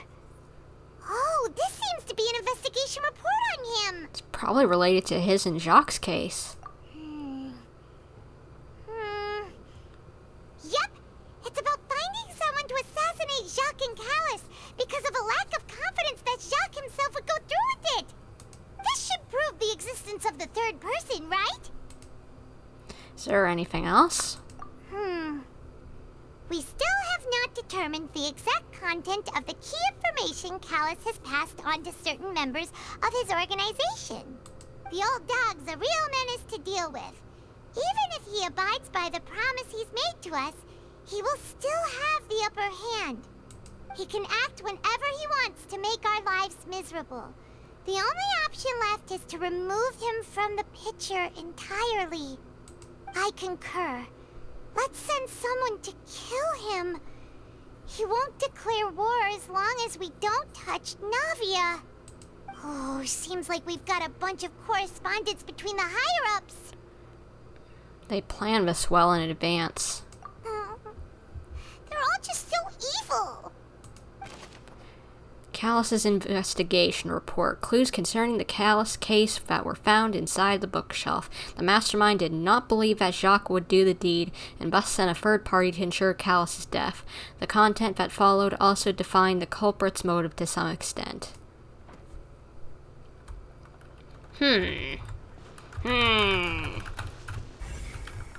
What is this? Oh, look! There's an important-looking basin over here, and it's full of water. That must be the water from the primordial sea. That means this is where they make all the synth, and that special water is the main ingredient. If you dilute it with normal water, you'll get synth, but the pure stuff can dissolve a human. Paimon will take notes on this incriminating evidence. Primordial seawater pool. The pool found within the HQ is filled with water from the primordial sea. The mastermind can use this to create synth and directly to use it to dissolve people.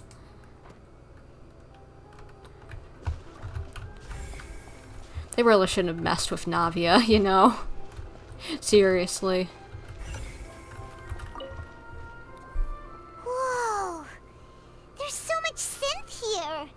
And so many bottles of ingredients that probably just contain the waters of the primordial sea. There are so many. Mixing in progress. Ready to drink? Stock sample? Huh. They've also got all the synth pretty clearly labeled. Whoa, there's even fruit-flavored synth? Well, that definitely proves that this is where they produce synth. Yep, it's super obvious. Synth, a popular potion circulating quite widely. It gives the drinker a very pleasant experience for a short time, but its side effects are equally strong. The producer uses these special characteristics to earn a massive profit from its trade. What is my phone going off about again? Good lord. Can people stop texting me while I'm trying to stream? Thank you for giving me the time I need, people, to get it finish this before I get to work. What's this over here? Looks like some kind of place for research. Experiment number 16 aims to verify Jacob Ingold's research conclusions on the primordial sea and use his theory as a foundation to achieve a breakthrough. The experiment was a failure. No individual managed to resurface from the water from the primordial sea. Female specimens 22, 23, and 24 were dissolved. Hey! A lot of people dying. Calm down, Paimon. I'm sorry that you had to read something that's honestly kind of terrifying, but please be okay. Sorry, Traveler. Paimon will try her best. It's just that Paimon's never read something so scary before. How could someone write something that terrible in such a matter-of-fact tone? Because they think they're scientists. You read the rest. Paimon's too scared to keep going. The goal of the researcher is to save his lover, a woman called Vigneri, who was dissolved. So that's why he did all of these experiments. To see if he could bring her back. But did he really think he'd be able to find a way just by dissolving people over and over? That's just insane! There's another name here, Vache. Huh? Isn't that the name you heard by the fountain? Paimon thought he was an eyewitness in the serial disappearances case. No, he is the researcher. Ah, Vacher is the one who did all of these... experiments? Yes, he signed off on a bunch of the experiment reports. The voice I heard from the fountain was probably from Vignere. So he accidentally dissolved his wife, I'm guessing. And so he went mad trying to bring her back by doing it to a bunch of other people, hoping that maybe he could find the solution. How wonderful! So that's it! Vacher was no victim, but personally took his lover and... No, that's not it either! If that's the case, why would he want people to resurface from the water? There must be more to this than meets the eye. In any case, Paimon will write it all down. Vacher's experimental records. Experiment number 16 aims to verify Jacob Ingold's research conclusions on the primordial sea and uses Fury as a foundation to achieve a breakthrough. The experiment was a failure. No individual managed to resurface from the water from the primordial sea. Female specimens 22, 23, and 24 were dissolved. We've looked at almost everything here, and it seems like our theories were spot on, but... Who really is this Vacher? Yeah, we haven't found anything that reveals his true identity. No wonder even Neuvillette wasn't able to find anything. Whoever it is probably destroyed everything to do with that name a long time ago. That way, even if we bring all this back to the opera, we won't be able to identify the true culprit. Clever, but it may not be clever enough. Let's look again. Sure thing. Paimon won't admit defeat to this guy either.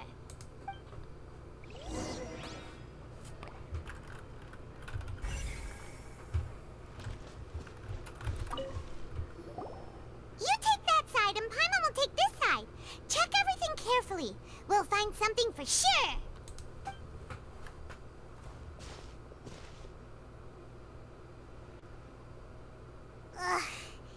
Nothing at all. And Paimon can't even find snacks either. Yeah, don't eat any snacks from here. We don't want it to end up being synth-infused. Paimon, I found it. Whoa, really? Let Paimon see. Vignier. Isn't that Vacher's lover's name? Then you found her diary. Let's see. Aww. It's just a normal diary chronicling their love story. She was so sweet, too.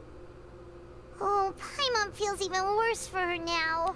Take a look at this page. She made a list of baby names. Oh,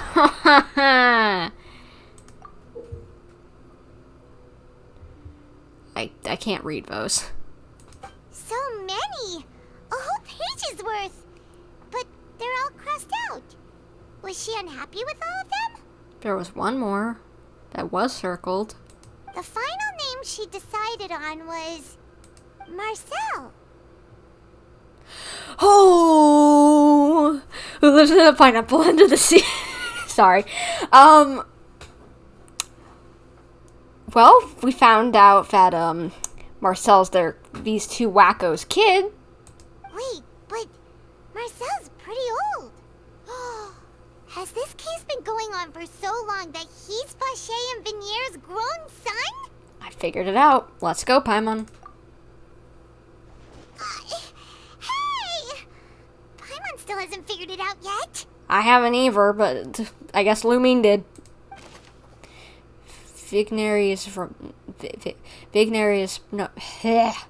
Vignere's notebook. A notebook belonging to a lady named Vignere. She recorded many stories of her time with her lover Vacher. On one of these pages, she prepared many names for their future child, and the name she settled on in the end was Marcel.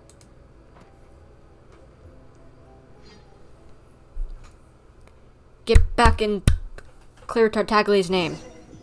Not that I wanted to be cleared. And whose image do you see, Marcel? Is it a man named Vacher? Huh. Oh, so you do know that name.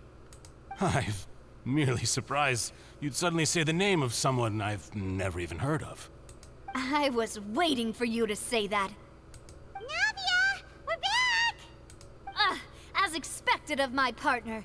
I just knew you'd return in the nick of time. Just how often do you intend to flout the rules of this court? Neuvillette, please understand. We're trying to make sure that justice is upheld. It's all right, Monsieur Neuvillette. Given their confidence, I expect they've found the crucial evidence. You say you've never heard the name of Vacher. The Notebook.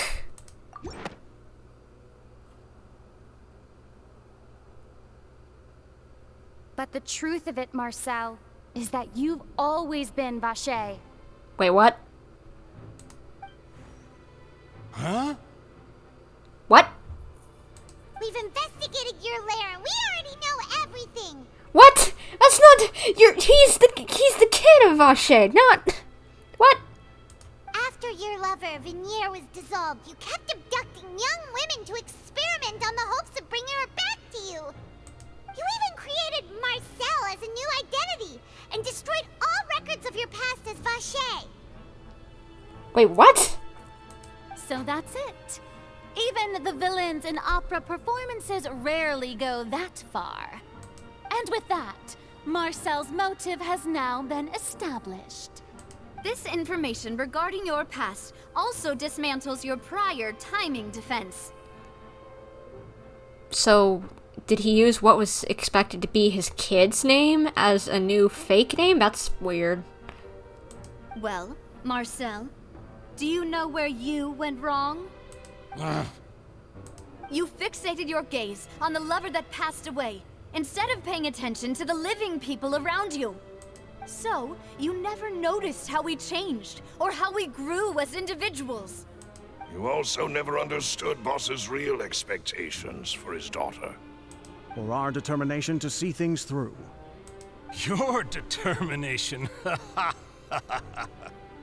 Mr. Marcel, please speak up now if you would like to defend yourself. Otherwise, the trial will move on to the next stage. Do you really think I wanted to do any of this? Pay attention to you? What for? Have you ever paid attention to me? Ever empathized with my pain? Ever known how it feels to watch the love of your life dissolve right in front of your eyes? No one helped me. No one even believed me. All those decades ago, even the officers from the Maison Gardiennage were laughing at me. They said there's no way a human being can turn into water. So I must have gone mad from grief. Vinier's death was brushed away by all of you as if it didn't matter at all. Well, now you know, don't you? Ha! Well, it's too late now. All those who were dissolved are gone forever. You only have yourselves to blame. You set up this ornate opera house in pursuit of your so-called justice, your beloved drama, while turning a blind eye to the suffering of the people. Maybe people actually realize if this whole drama thing is stupid now. Venier is dead. We promised each other that we would always be together. Wherever she goes, I will follow.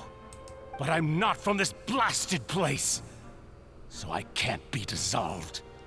No matter what I do. Ouch. That's not how you deal with things, brother, but you're making me sad. Hey, is that water from the primordial sea that he's drinking? I can't dissolve! Can't dissolve! Can't dissolve! And he's going mad because of probably side effects of synth kind of thing. Do you all see? I can't go! I can't follow! So if I can't go where she is, what choice do I have but to try to bring her back? I did all of that, and in the end, that accursed Callus still got the better of me. I spent my entire life living on pins and needles, only to get stabbed by his idiot daughter at the very end. Good lord. You need to get over your grief, brother. The suspect is exhibiting signs of mental distress. Guards, please restrain him. Don't touch me! Don't anybody come near me. I still need to save Vignere. I promise. We made a promise. I'd back off because he might jump. Vignere. Vignere. Please, Vignere. Don't think badly of me. All I want to do is fulfill our promise. At this point, the verdict of this trial is clear. With Mr. Marcel's conviction, the charges against Mr. Tartaglia no longer have any basis. Fine by me. I was in a bad mood, but after a show like that, I'm actually feeling pretty good. Traveler, please submit all the evidence you have collected to the guards, so that I might review and summarize the truth behind the serial disappearances case. The man now known as Marcel was originally named Vacher, and worked as an adventurer with his partner and lover, Vignere. During an underwater expedition, Vignere accidentally came into contact with water from the primordial sea, and was dissolved in front of Vacher as a result. Vacher learned of the primordial water's existence through the work of others, and began to kidnap young women for research, with the goal of discovering a method to restore Vignere back to life. This dude's insane. To cover his tracks, he invented the new alias of Marcel, and began to operate a business in Poisson. During the course of his research, Vacher discovered that a diluted concoction of water from the primordial sea can induce feelings of euphoria, and began to manufacture and market synth. Probably gave those feelings because it's literally deteriorating you from the inside, and you're probably messing up your nerve and brain cell little structure. However, as he accumulated wealth to fund his continued research and expanded the scope, he came into conflict with Spina di Rosula. After exchanging blows with Spina di Rosula for many years, Vacher decided to assassinate their president, Callus, at a banquet. Although the assassination did not go as Vacher expected, he was able to turn Callus into the murder suspect by dissolving the assassin he sent to the scene. And just recently, Vacher attempted to frame Linny as the culprit of the serial disappearances case, using a similar method. That's not what he did in the show. However, his attempt to frame Linny failed, and the power of water from the primordial sea became public knowledge. This case also exposed enough of Vacher's machinations that he was eventually successfully charged in court. Thus concludes the enigmatic history of the serial disappearances case, with the truth revealed to all. Why are our kids here? The Oratrice will now deliver the final verdict regarding the charges against Mr. Vacher. Star Rail, boy. Give me a 5-star. 5 whatever. I don't know. I haven't played the game. I just know about animation pretty well. According to the judgment of the Oratrice Mécanique d'Analyse Cardinale, Mr. Vacher is guilty. Guards! Take Vacher away. Good. It's what he deserves. With that, the serial disappearances case is over now. Hopefully, it actually is. We really just witnessed history. Who would have thought the true culprit would be such a polite and well-spoken guy? Yippee! We helped Navia bring the bad guy to justice! He's hurt so many innocent people, and now he's finally getting what he deserves. Huh? Are you okay? Navia, you're probably overwhelmed with a lot of emotions right now. Demoiselle, you were absolutely brilliant. The day our late boss had always hoped for has finally come. You can rest easy now, knowing justice has been served. Yeah. Yeah. It's finally over. It's all thanks to you guys. And my partner. Question, do you think... Navia, are you withholding something? Do you think there's more to this than I'm seeing? See, Papa? Spina di Rosula's still doing well with me at the helm. Well now, hasn't this been a most delicious piece of drama? The villain has been caught, justice has been served, past wrongs have been righted, and it's a big ol' happy ending. Since it's been such a great show, I'll just let the false accusations against me slide. Either way, I've still got some business to attend to, so if you'll excuse me... Please wait just one moment, Mr. Tartaglia. What's going on? What now? None of this has anything to do with me. According to court protocol, since this trial was initiated due to a charge against you, a verdict must also be made regarding the initial charge before the trial can conclude. Oh, come on. Is this really necessary? Haven't you already caught the real criminal? Isn't it time for side characters like me to exit stage left? He knows he's a side character in this story. Please respect the laws of Fontaine. This has always been the rule. Or at least, for this probably area. I have a feeling while he might eventually have some big things pop up, I don't know if in the Fontaine chapter, I don't know if he'll have any importance. Alright, but this sure is a lot of hassle. All I need to do is stand over there, right? Let's just get this over with. Through evidence presented in the public trial that was just held, it has been established that Mr. Tartaglia has no direct connection to the serial disappearances case. The guilty party has been identified, and thus it is logical to suppose Mr. Tartaglia is innocent of the charges. We now turn to the Oratrice Mécanique d'Analyse Cardinale to render the final verdict on the charges. What? According to the judgment of the Oratrice Mécanique d'Analyse Cardinale, Mr. Tartaglia is guilty. What? Okay, he may be guilty for other things in other nations, but he did nothing here. And you can't charge him on things done in other nations. What? What? What? Hey! That's not funny. Didn't you just say I'm supposed to be innocent? What's with this verdict? Is your justice machine malfunctioning? Huh? This has never happened before. The Oratrice actually returned a different verdict from the Chief Justice. I mean, have you ever heard of an innocent Fatui Harbinger?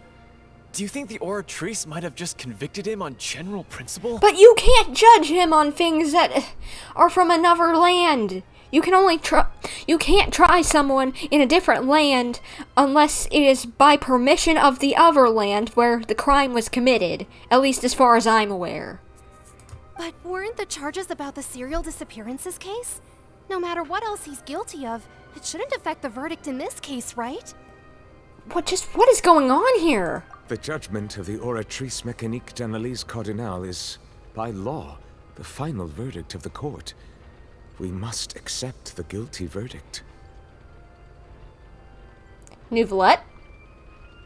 I think you just went on my I don't like you list, unless you just realize that this is crud.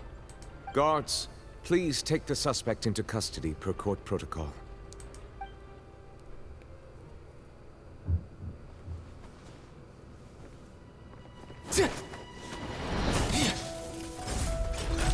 So this is how justice is done in Fontaine. What a joke.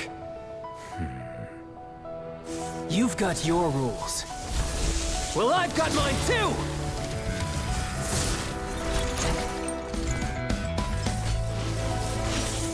Get them, kick their butts, they're stupid. Fontaine deserves it. Their justice system is corrupt and prove them wrong.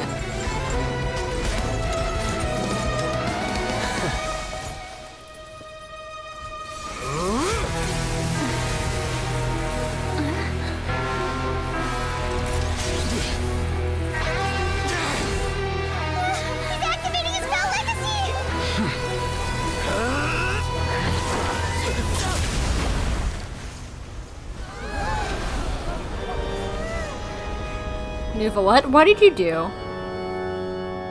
I am sorry. If you have been wronged, we will find the truth. But the rules of the court must be upheld.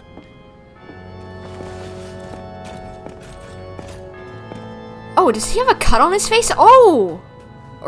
Or is that his own, not his own blood? Hey,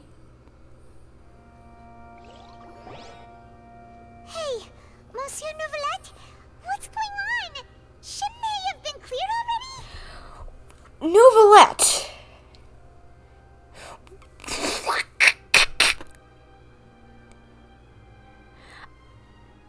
am flip-flopping on whether I like you or not. You are hurting my bones, mister. Just like, what? What is going on? I thought you were some nice guy who really upheld justice. But this ain't justice. He did nothing wrong. Throw that mechanici soratrice de cardinal, whatever the hecky doodah it is, into the trash. Because it obviously is not correct. This case started before this man was even born. And even if I am somewhat off, he would have to have been like a child. Like a literal, and I'm not talking about his nickname as child, I'm talking about an actual, like probably toddler or no older than like 7 at the absolute most. If I had to guess. This man is no over the age of 30. So, what even? What even? Apologies. This is also the first time I've encountered such a situation. However, according to the rules established at the conception of Fontaine's court system, the Oratrice's judgment is the final verdict of the court. Mister,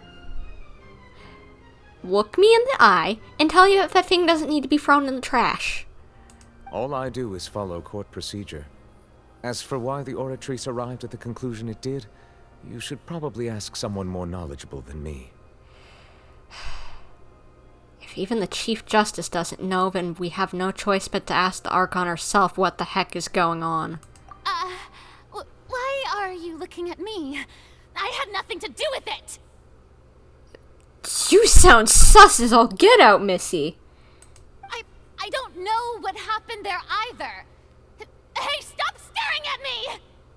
What does Lady Furina mean by that?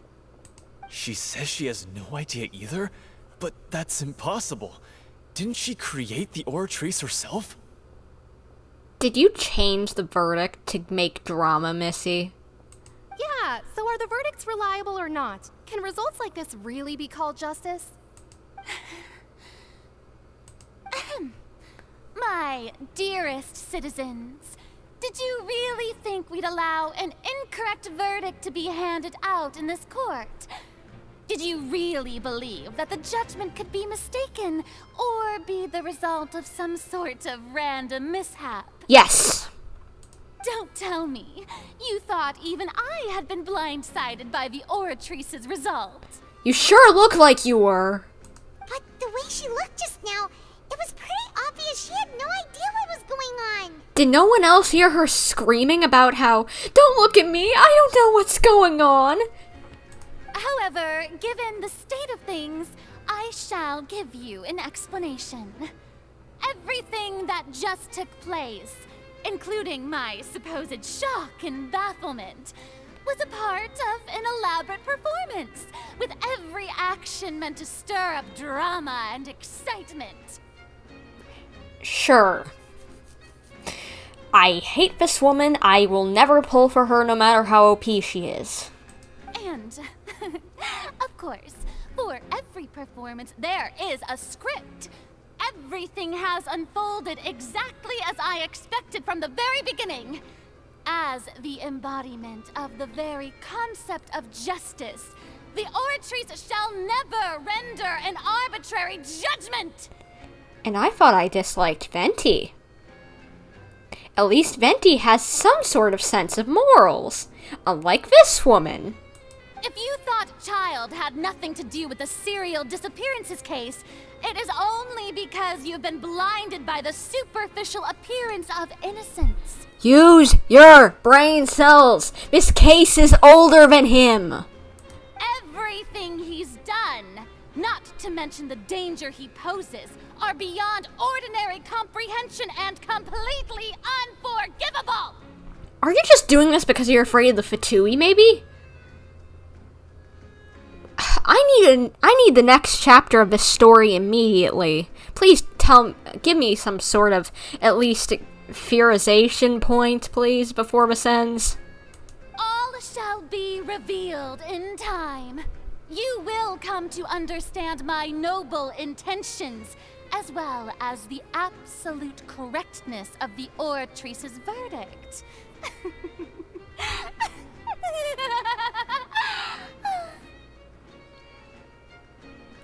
Can someone slap this woman and put her in timeout? Because children who are misbehaving need to go in timeout.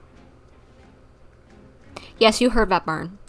Now, having said that, although I hate to leave things hanging in suspense, it is now time for this performance to end.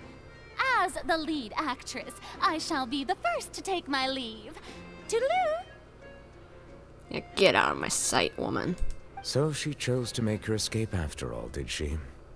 So you're saying we shouldn't put much stock into what she just said? She probably just put on that performance to save face. As for the truth, it's unlikely that she actually has any idea.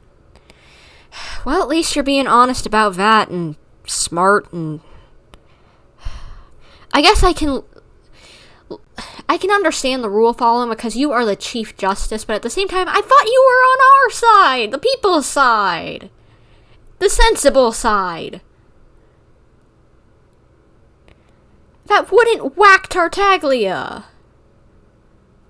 Because he's guilty of a lot of things. But this case ain't it. And you can't charge him on things that are from cases of other nations. If they had an arrest warrant from the other nation and like a bounty or something, and you found him, sure, try him by all means, you know, here, or if you have permission, or take him over to the other country, you know, and let them do the job, like leeway. But if you don't have permission and you don't, So he's done nothing wrong. It's literally impossible. This case is older than he is, unless he jumped in halfway through, which I highly doubt. Because I don't think this man would want to go against Miss What's-Her-Name. What's her name? Arlecchino. Oh, that lady. The knave, father, whatever, House of Hearth lady. Lady with the X eyes. He said that he does not like her, and that he would not want to go up against her, if I remember correctly, in his voice lines. And she has been on record, at least from Linny and Lynette, unless she is lying, that she wants to save Fontaine. So why would he dare at least even continue with, if he was ever part of this scheme, do this? Anyway,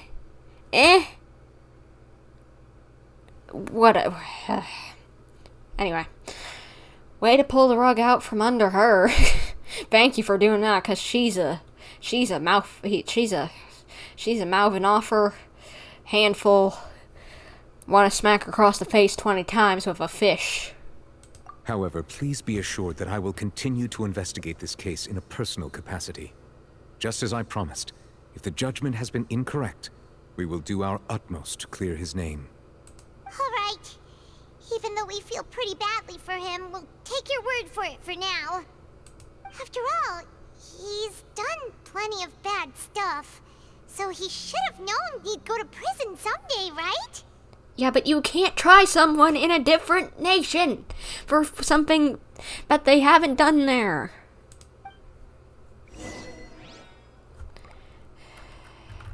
Brava, please do the right things. Please do the right things. I'm gonna trust you. I'm gonna trust you. You shouldn't have smacked him, but I'm gonna trust you. At least you probably protected people from possibly getting hurt by flying shrapnel, so you know what? I'll look past it. But get this right, please. I am begging you. Do not go against my trust again. I like you. I am willing to pull for you if you do not go against for my trust again. Oh, what am I kidding? I would pull for every male harbinger except for Tartaglia. I would still pull for him even if he did bad things. He's attractive. I can't help it. Anyway, Neuvillette, I trust you. Please make sure that I like you as well as being attractive. Can we do that? Can we do that? Thank you. Oh, Monsieur Neuvillette! That power you showed when you took him down. Who are you really? I'm the Chief Justice of Fontaine, of course. If officers of the law lack the strength and capability to enforce it, then it makes a mockery of justice. But you're not an officer, you're just someone who carries out the intellectual part.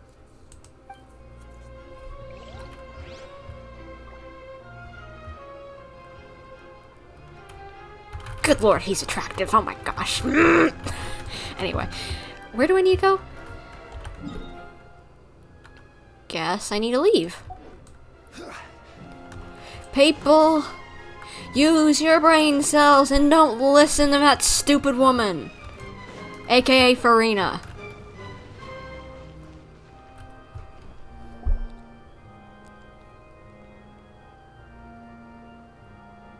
Hey, what are you doing? Quick, stop him! Traveler! Hey! Traveler! What? Marcel! What are you doing over here? Stop resisting arrest! Cease, or we'll add another charge to the list. No, wait! I just want to ask the Traveler something. I'm not looking to run away. Please, just let me ask this one small thing. Go on. Thank you. I was being led away when I finally realized something. Where did you first hear the name Vacher? In the fountain. I erased all records of that name. So, unless... Are you still trying to prove your innocence? Give it up. You've already been convicted. Yes, I met her. Really? You did? You're sure? You met her? But how could that be? How did you manage to do it? It was around the Fountain of Lucine. Something to do with my sensitivity to the hydro element. The Fountain of Lucine?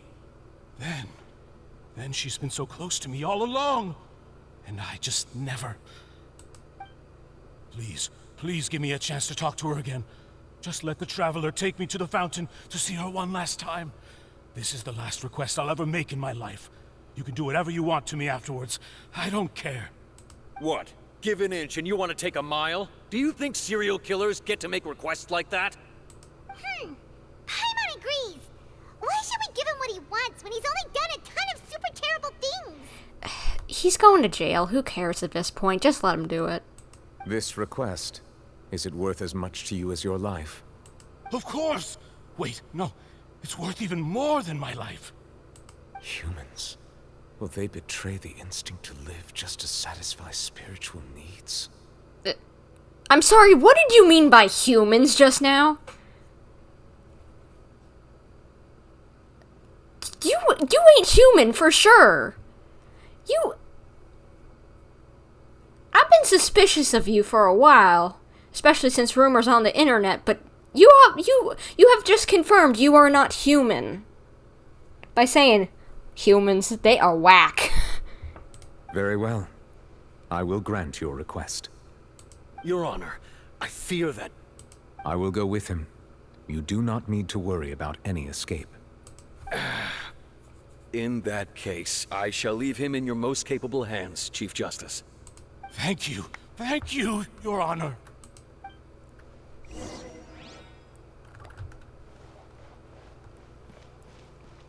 Well, let's see how this works out, and... You people! If you can still hear me, don't listen to your stupid Hydro Archon. You need a usurper and get a new one in, because yours is dumb. Off with the head. Whatever it takes. Get her out. Get her out. New Hydro Archon. You know, it would be cool if we saw a new Archon actually get put in place. I know we kind of saw that with Nahida, but literally, like, see a new Archon be put into place. See how that works. You know?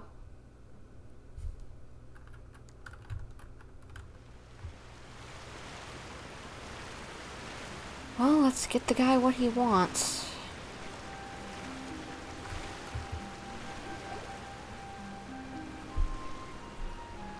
Is this the place?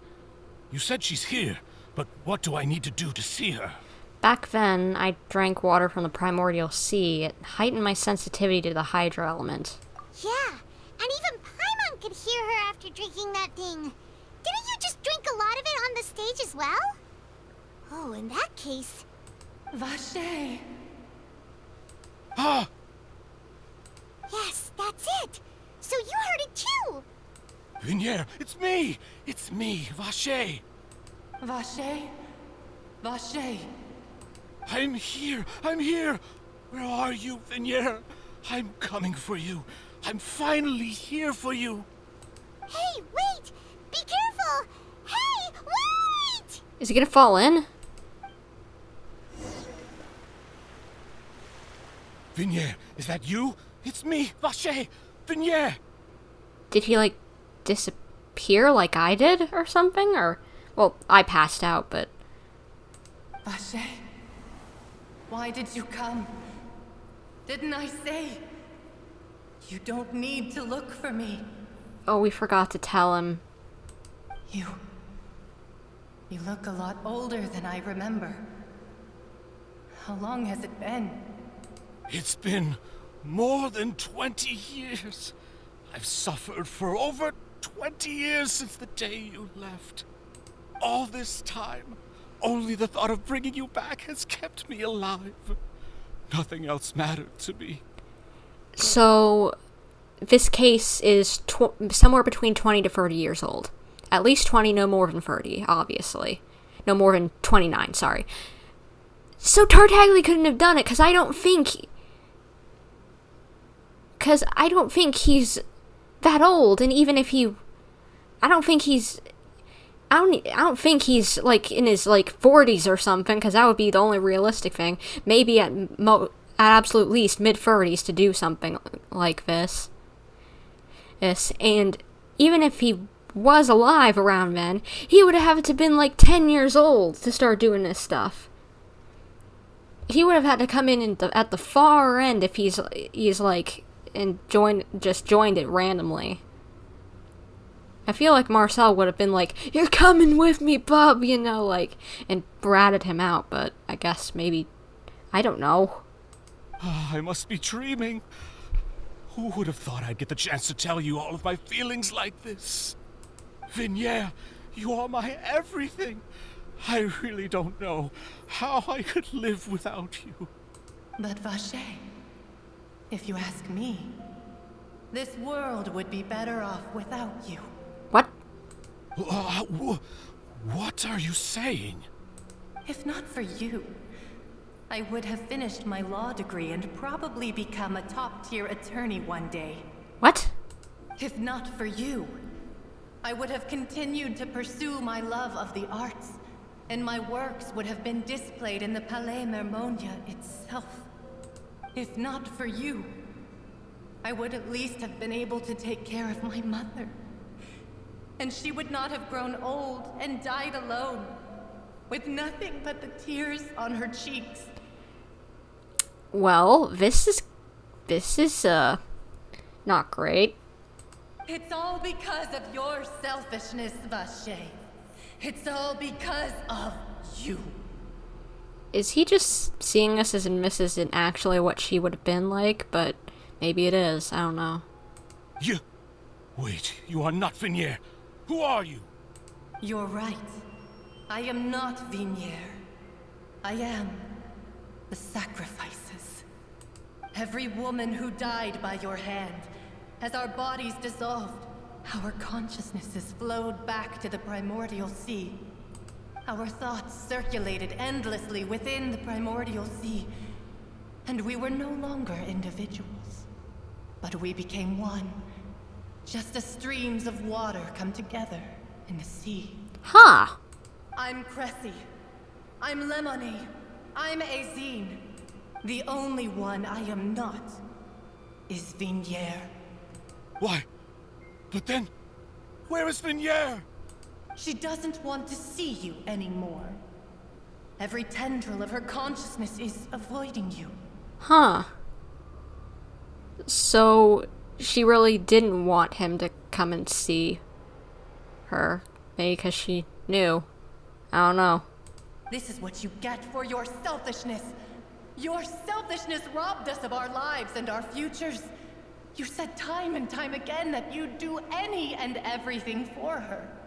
But did you ever consider whether she'd want to see you do the things that you did? If she would despise you for what you became?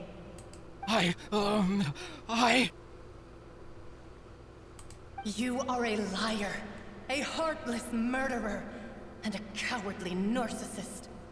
The only thing you are not is Vigniere's beloved.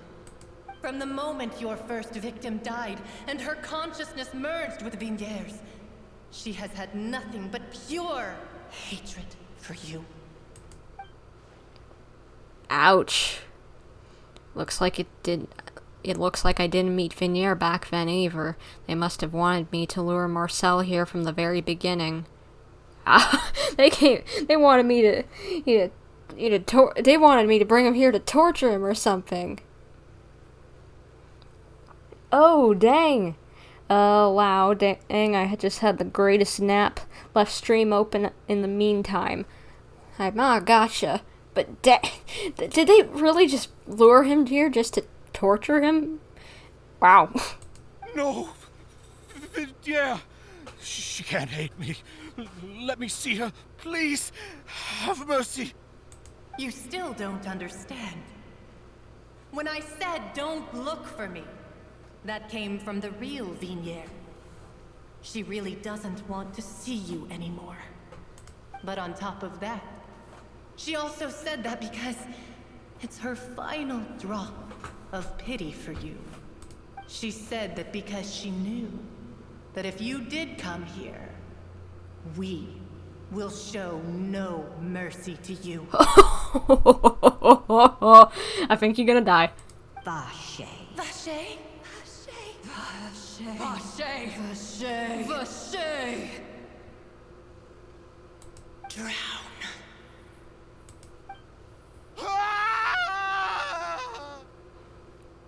Is he gonna fall in the pond?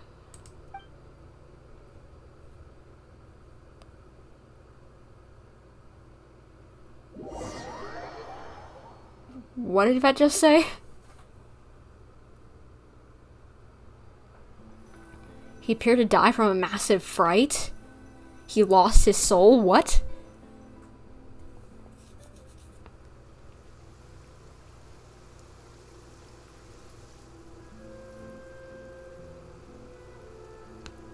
Finally, we have some time to do shopping.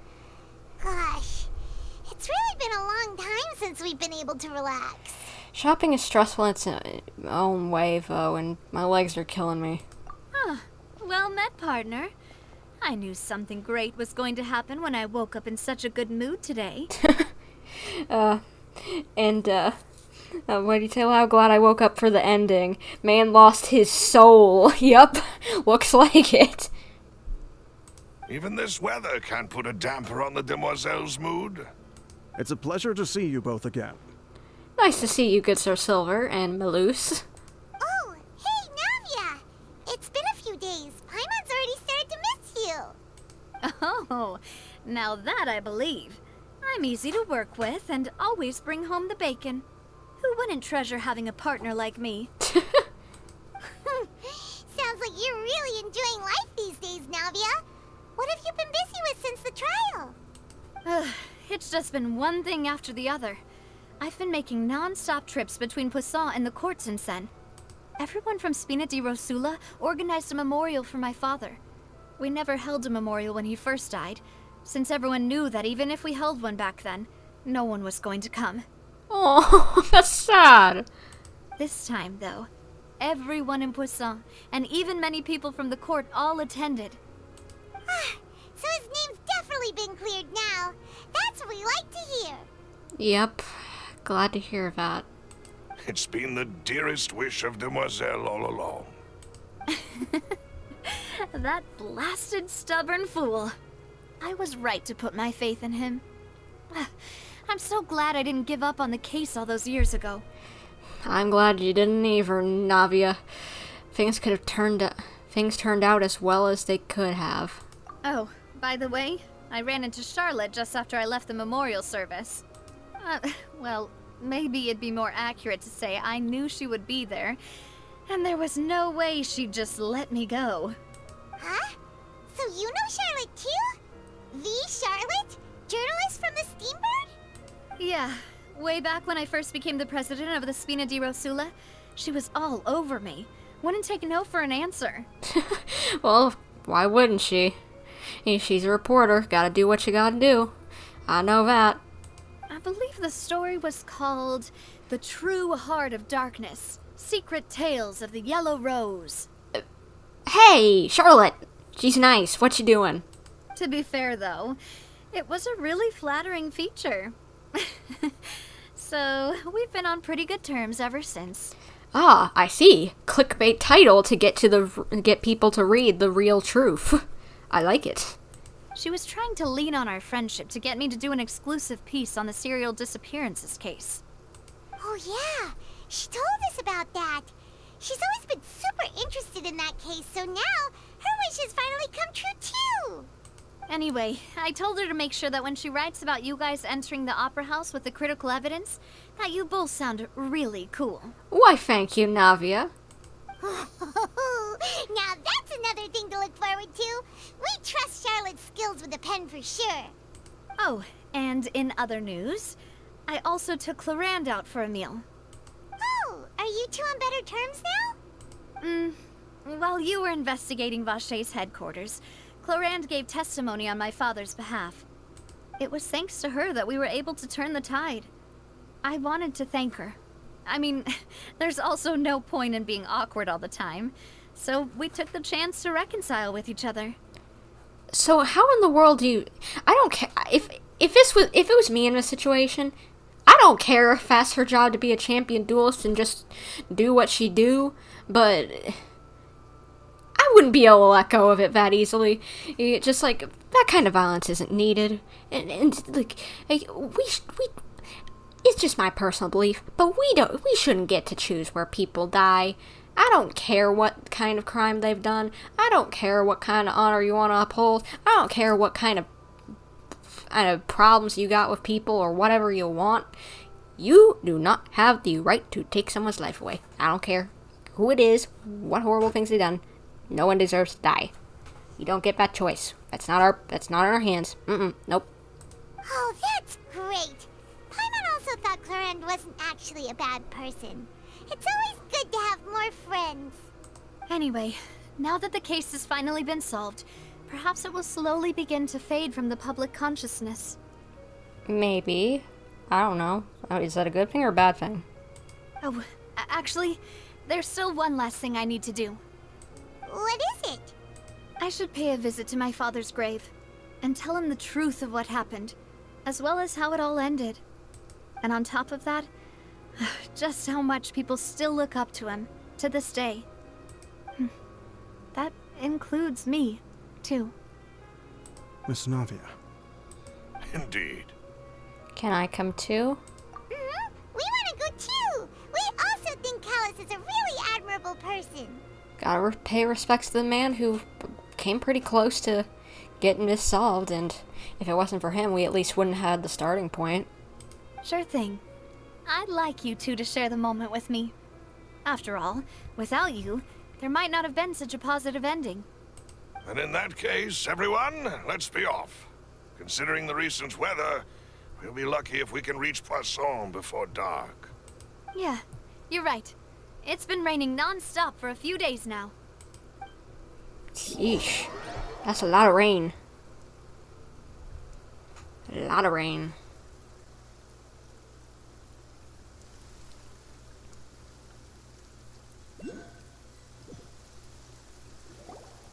Huh. This is where my father's grave is. To be perfectly honest, even I haven't been back here for a long time. Huh? There's someone there already. Wait. That figure. It can't be... Hmm? Isn't that Neuvillette? Why would the Chief Justice be here? Huh? Navia? Is he coming to say sorry?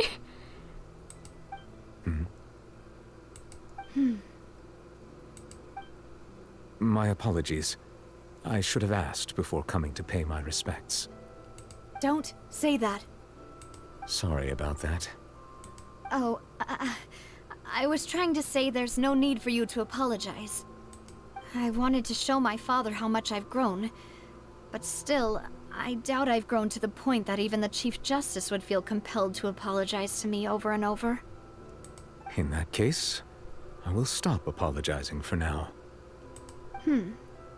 You really could use some pointers on understanding human emotions, Monsieur Neuvillette. Does she know he's not human either? Because first he's just like, humans are weird, and then she's like, you don't understand humans, and it's just like, okay, so he isn't human. He definitely isn't. He's called it out, and she called it out. He ain't human. In any case, why did you come to Poisson? Well, ever since that day, I've been turning a question over and over in my head. Just what is justice anyway? There was once a time when I didn't want to believe that there could be anything more important to humans than life itself. Oh, rather than that, it's probably more truthful to say I didn't believe humans were capable of resisting the most basic instinct of living things. That they could rebel against their own nature, or consider certain things to be more important than their own lives. Which is also why I didn't stop your father from beginning that fateful duel. Oh. I believed that a truly innocent man would never throw away his life like that. That there was nothing, should have been nothing more important than one's own continued survival. But Mr. Callus proved me utterly and decisively wrong. If not for his sacrifice, the serial disappearances case would have remained unsolved to this day. Mr. Callus made the choice he did for his daughter, for his associates, and for many people completely unrelated to him. And in the end, from a certain perspective, one could say that he did it all for the sake of justice. A justice that's higher than life itself. Gosh, he sounds like he's gonna cry, and now he's gonna make me cry. So, you asked me why I came here. I just wanted to say my apologies to Mr. Callus in person. I should have noticed all of this much sooner. This regret has filled me with a sadness that has haunted me for days. That high and mighty chair in the Opera Epiclese indeed insulates one from many important things. Spina di Rosula, thank you so much for your hard work and perseverance. I'm sorry for being mad at you before. So, you're actually one of those types that's cold on the outside, but pretty thoughtful on the inside, huh? That reminds me of Silver, one of my guys. True, very true. No wonder I got a crush on both of these boys. They got the same attitude. Sorry about that. Self-expression is not one of my strong suits. Didn't I just say you don't need to apologize? Ah, so Navia and Neuvillette seem to have made their peace as well. Let's not disturb them for now. We can wait till after they're done.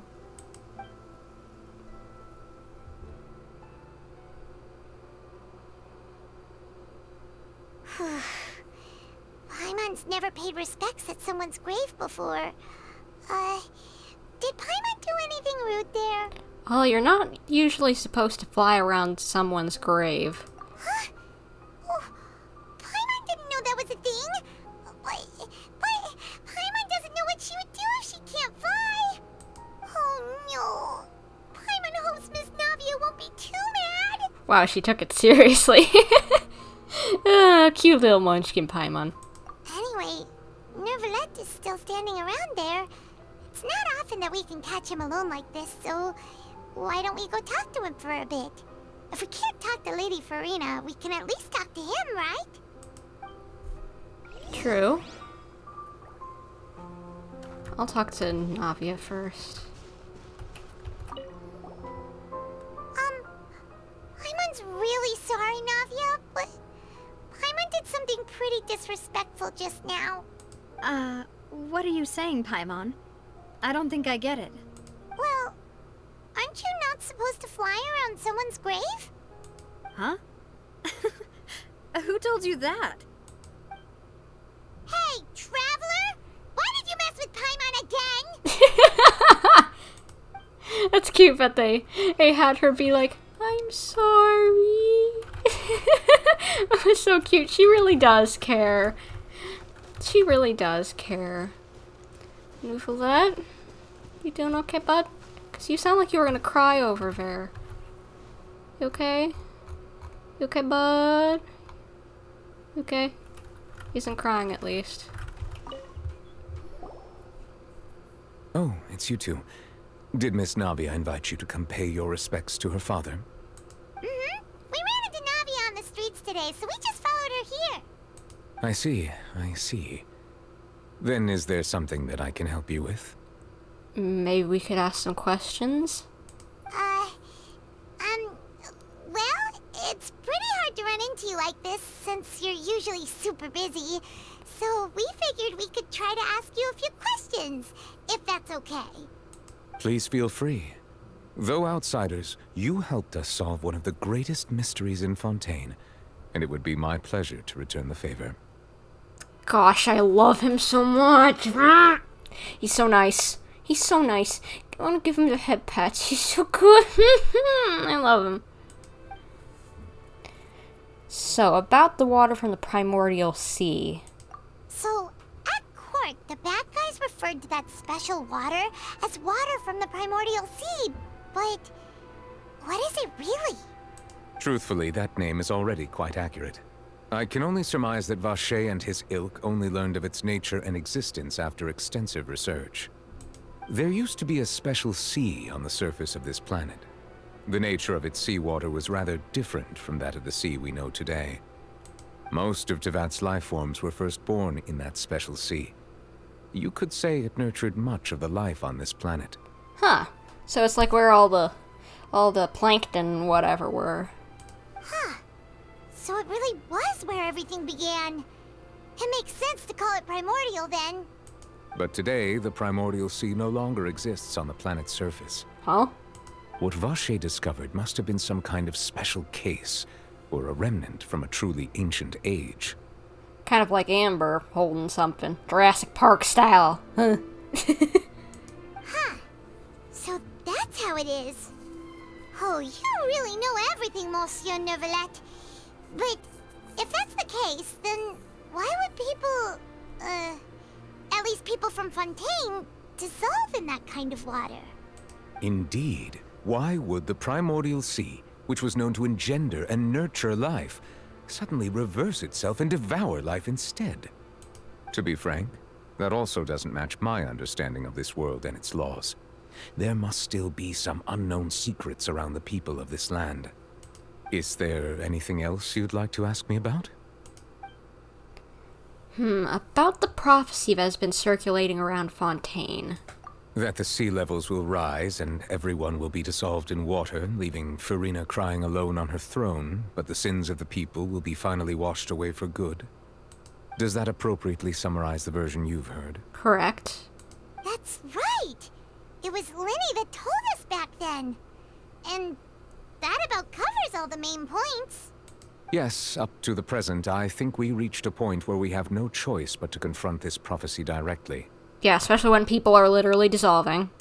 Rumors have it that this prophecy is rooted in the last words the former Hydro Archon left to the world before she passed away.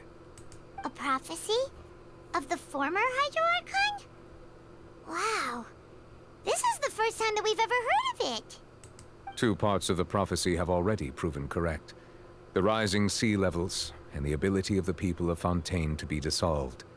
We should be more vigilant, and stay on the watch for further signs. Speaking of the prophecy, Furina has also always taken it quite seriously. Indeed, she has been collecting information and intelligence from across Tevat for this purpose. I would too if I was told that, hey, all your people gonna die, so, I guess she does care a little bit, but her sense of justice is stupid. If the rumors were true, And perhaps this prophecy is the conundrum left to Furina by her predecessor. But with Furina being the way she is, can we really trust her to solve it? Is there anything else you'd like to ask me about?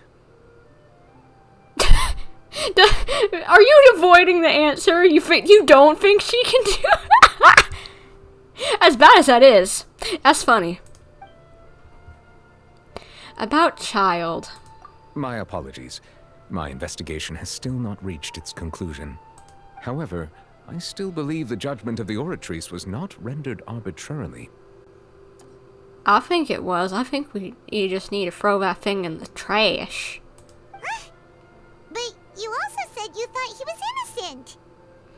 Yeah, and I wonder if it's more like a lie detector, the Oratrice. Because if you didn't know, a lie detector doesn't actually tell when you're lying.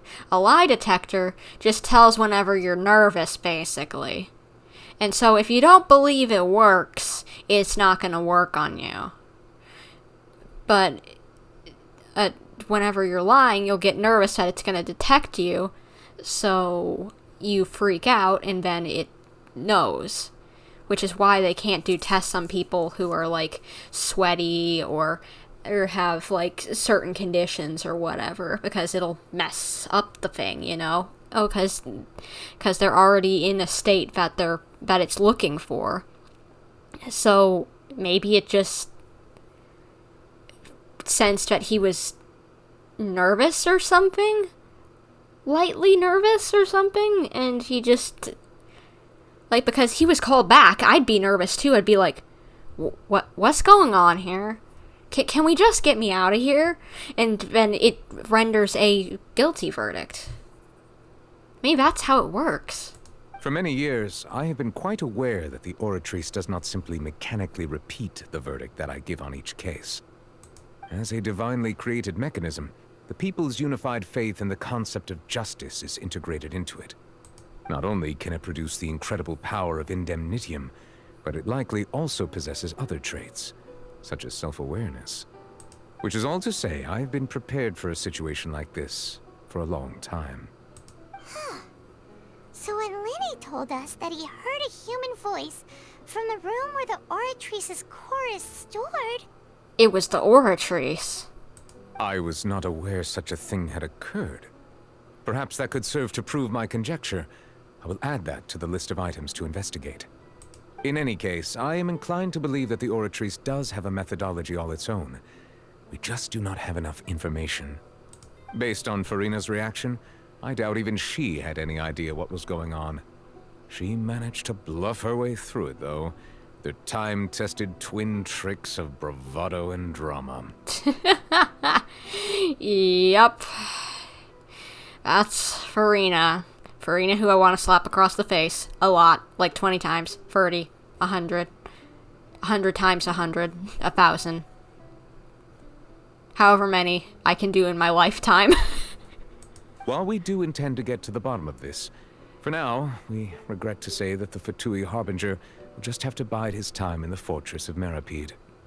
If we did incorrectly convict him of crimes he did not commit, we will most certainly compensate him to the fullest extent allowed by the law.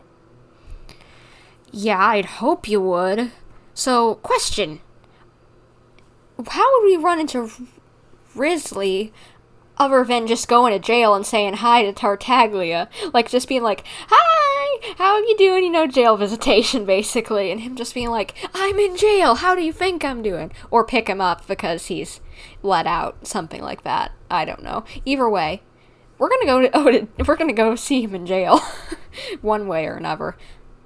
If you ask Paimon, the only compensation he'll want is a no-holds-barred fight with you. True. Is there anything else you'd like to ask me about? What is with you cutting Paimon off and not really finishing the conversation before saying, is there anything else you'd like to ask me about? Now, about the big thing about my sibling. Your sibling? Another blonde-haired traveler? I'm sorry, but I've never seen anyone who matches that description. If he ever stepped foot in Fontaine, I'm sure he followed our laws to the letter, and had no reason to appear on the stage of the opera Epiclese. Is there anything else you'd like to ask me about? I have no more questions. Very well. It was my honor to provide you with what answers I could. I very much enjoyed conversing with you. I did too, because you are lovely, sir. And, while I don't agree with you smacking child on the head exactly and following rules to a absolute T, I guess you are willing to at least say, hey, we're gonna put him in custody for now. If he's wrongfully done something, he's wrongfully done something. If not, we're gonna let him go. We'll make things right if this was wrong, but we're doing this precautionary for now. So honestly, while I was a bit upset at first, I can understand what he's doing. So, you know what? You're back on my good list. Just don't do anything stupid. It will soon be time for me to leave this blissful tranquility behind and return to Palais Memoria. You really are super busy, Monsieur Neuvillette. Paimon thought you only came here to pay your respects today because you had the day off. Crime and villainy do not have the day off, and so justice must work around the clock as well. This is merely the nature of a justice's work. True. All right. You've got a point. Huh? Paimon just noticed that the rain has stopped. Yeah. It did, earlier, after Neuvillette was done with looking at the grave, you know.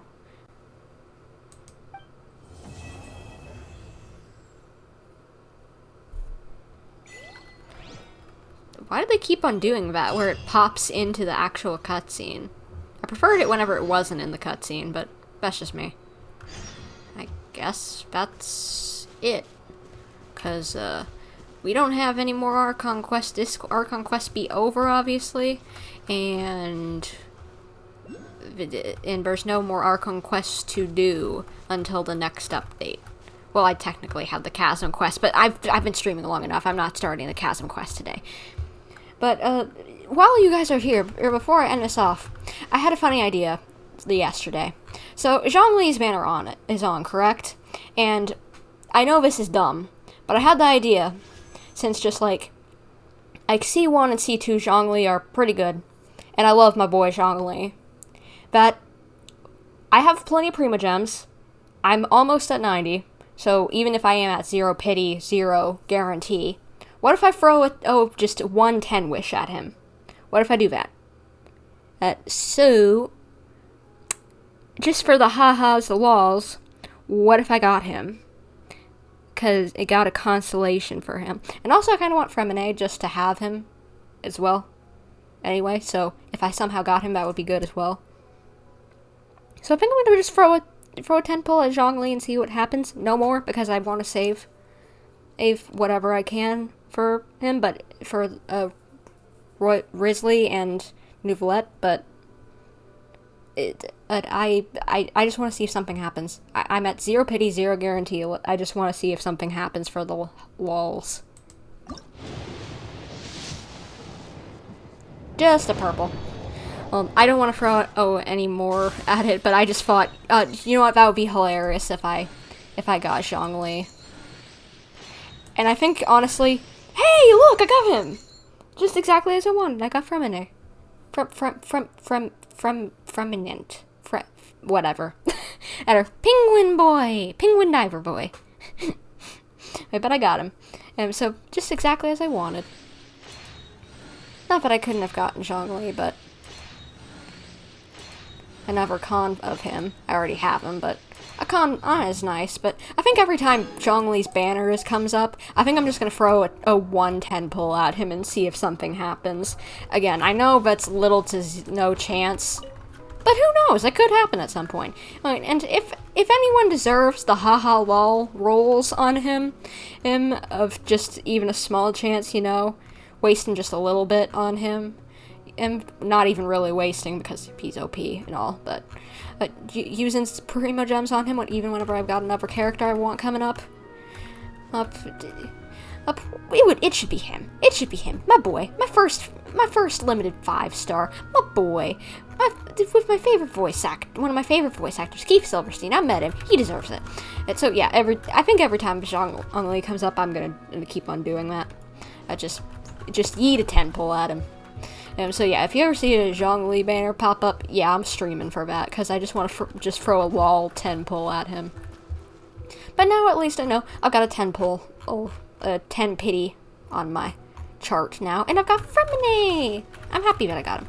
But anyway, that's gonna be it for today, guys, is because I need food, and I've got to do some work, because while I was streaming, maybe if you weren't paying attention earlier, my work texted me, and I've got things to do. Ooh, I gotta love whenever you work from home, because then they can just be like, knock, knock, knock on your phone. They texted me. That doesn't make sense. And it's, hey, we got something for you to do. Do it now. And it's just like, I don't mind if I have to do just a little bit every day, but whenever they just decide to text me non-stop, it annoys me. Anyway, hopefully you guys have enjoyed what we've done today, and if you did, please consider leaving a like, commenting, subscribing, hitting the little bell to get notifications whenever I upload a new video or do a live stream, as well as check out my Twitter and the tweets I do. I do just tweets on @bumper_YT, and we do like drawings over there. I give my opinions and whatever, and I do notifications of that. I'm doing a live stream right now, or I'm planning on doing this one this time. This is what it's gonna be, and that, hey, I've uploaded a video in case YouTube decides to ever wonk out, you know, with their notifications, because it happens sometimes. It happens, and hey, it's another reminder for you guys that hey, I've uploaded, or I'm live streaming, or planning on live streaming. And also, you can also check out my community tab. I post upcoming live stream plans over there every now and again. So yeah, you can find that over there if you want to see more of my future streams. But other than that, that shall be the end of today's stream. So hopefully, I will see you guys in whatever I'm doing next. But until then, this is Bumpa, signing off.